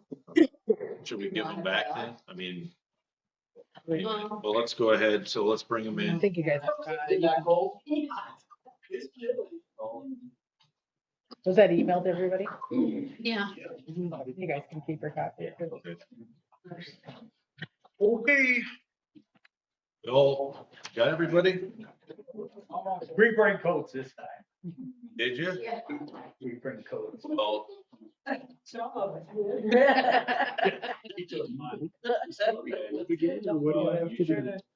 we shouldn't be in here that long, so And then it wouldn't matter if you're wearing your coat inside or not. I can. Okay, so let's go ahead. Public is back in here, so I'll make the motion to exit executive session at 9:47. 9:47 PM. Do I have a second? Yep. Linda seconds with a yep. All those in favor? Aye. Aye. Motion carries. We're now out of executive session. So we do have one motion resulting from executive session. I'll go ahead and make it.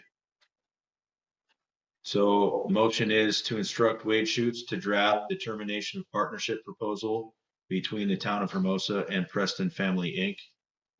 Have a second? Yes. And the seconds. Do we have any further discussion on this one? Okay, all those in favor? Aye. Aye. Any opposed? I'll abstain. Okay, 4 ayes, 1 abstention. Okay, very good. Motion carries. Thank you. All righty, so I'll go ahead and make a motion to adjourn I seconded. at 9:48. 9:48. Okay, Donna, you seconded that one? Mhm. Oh, no, you thank you. Any discussion, Donna? All right, all those in favor? Aye. Aye. Motion carries. Thank you. Meeting adjourned.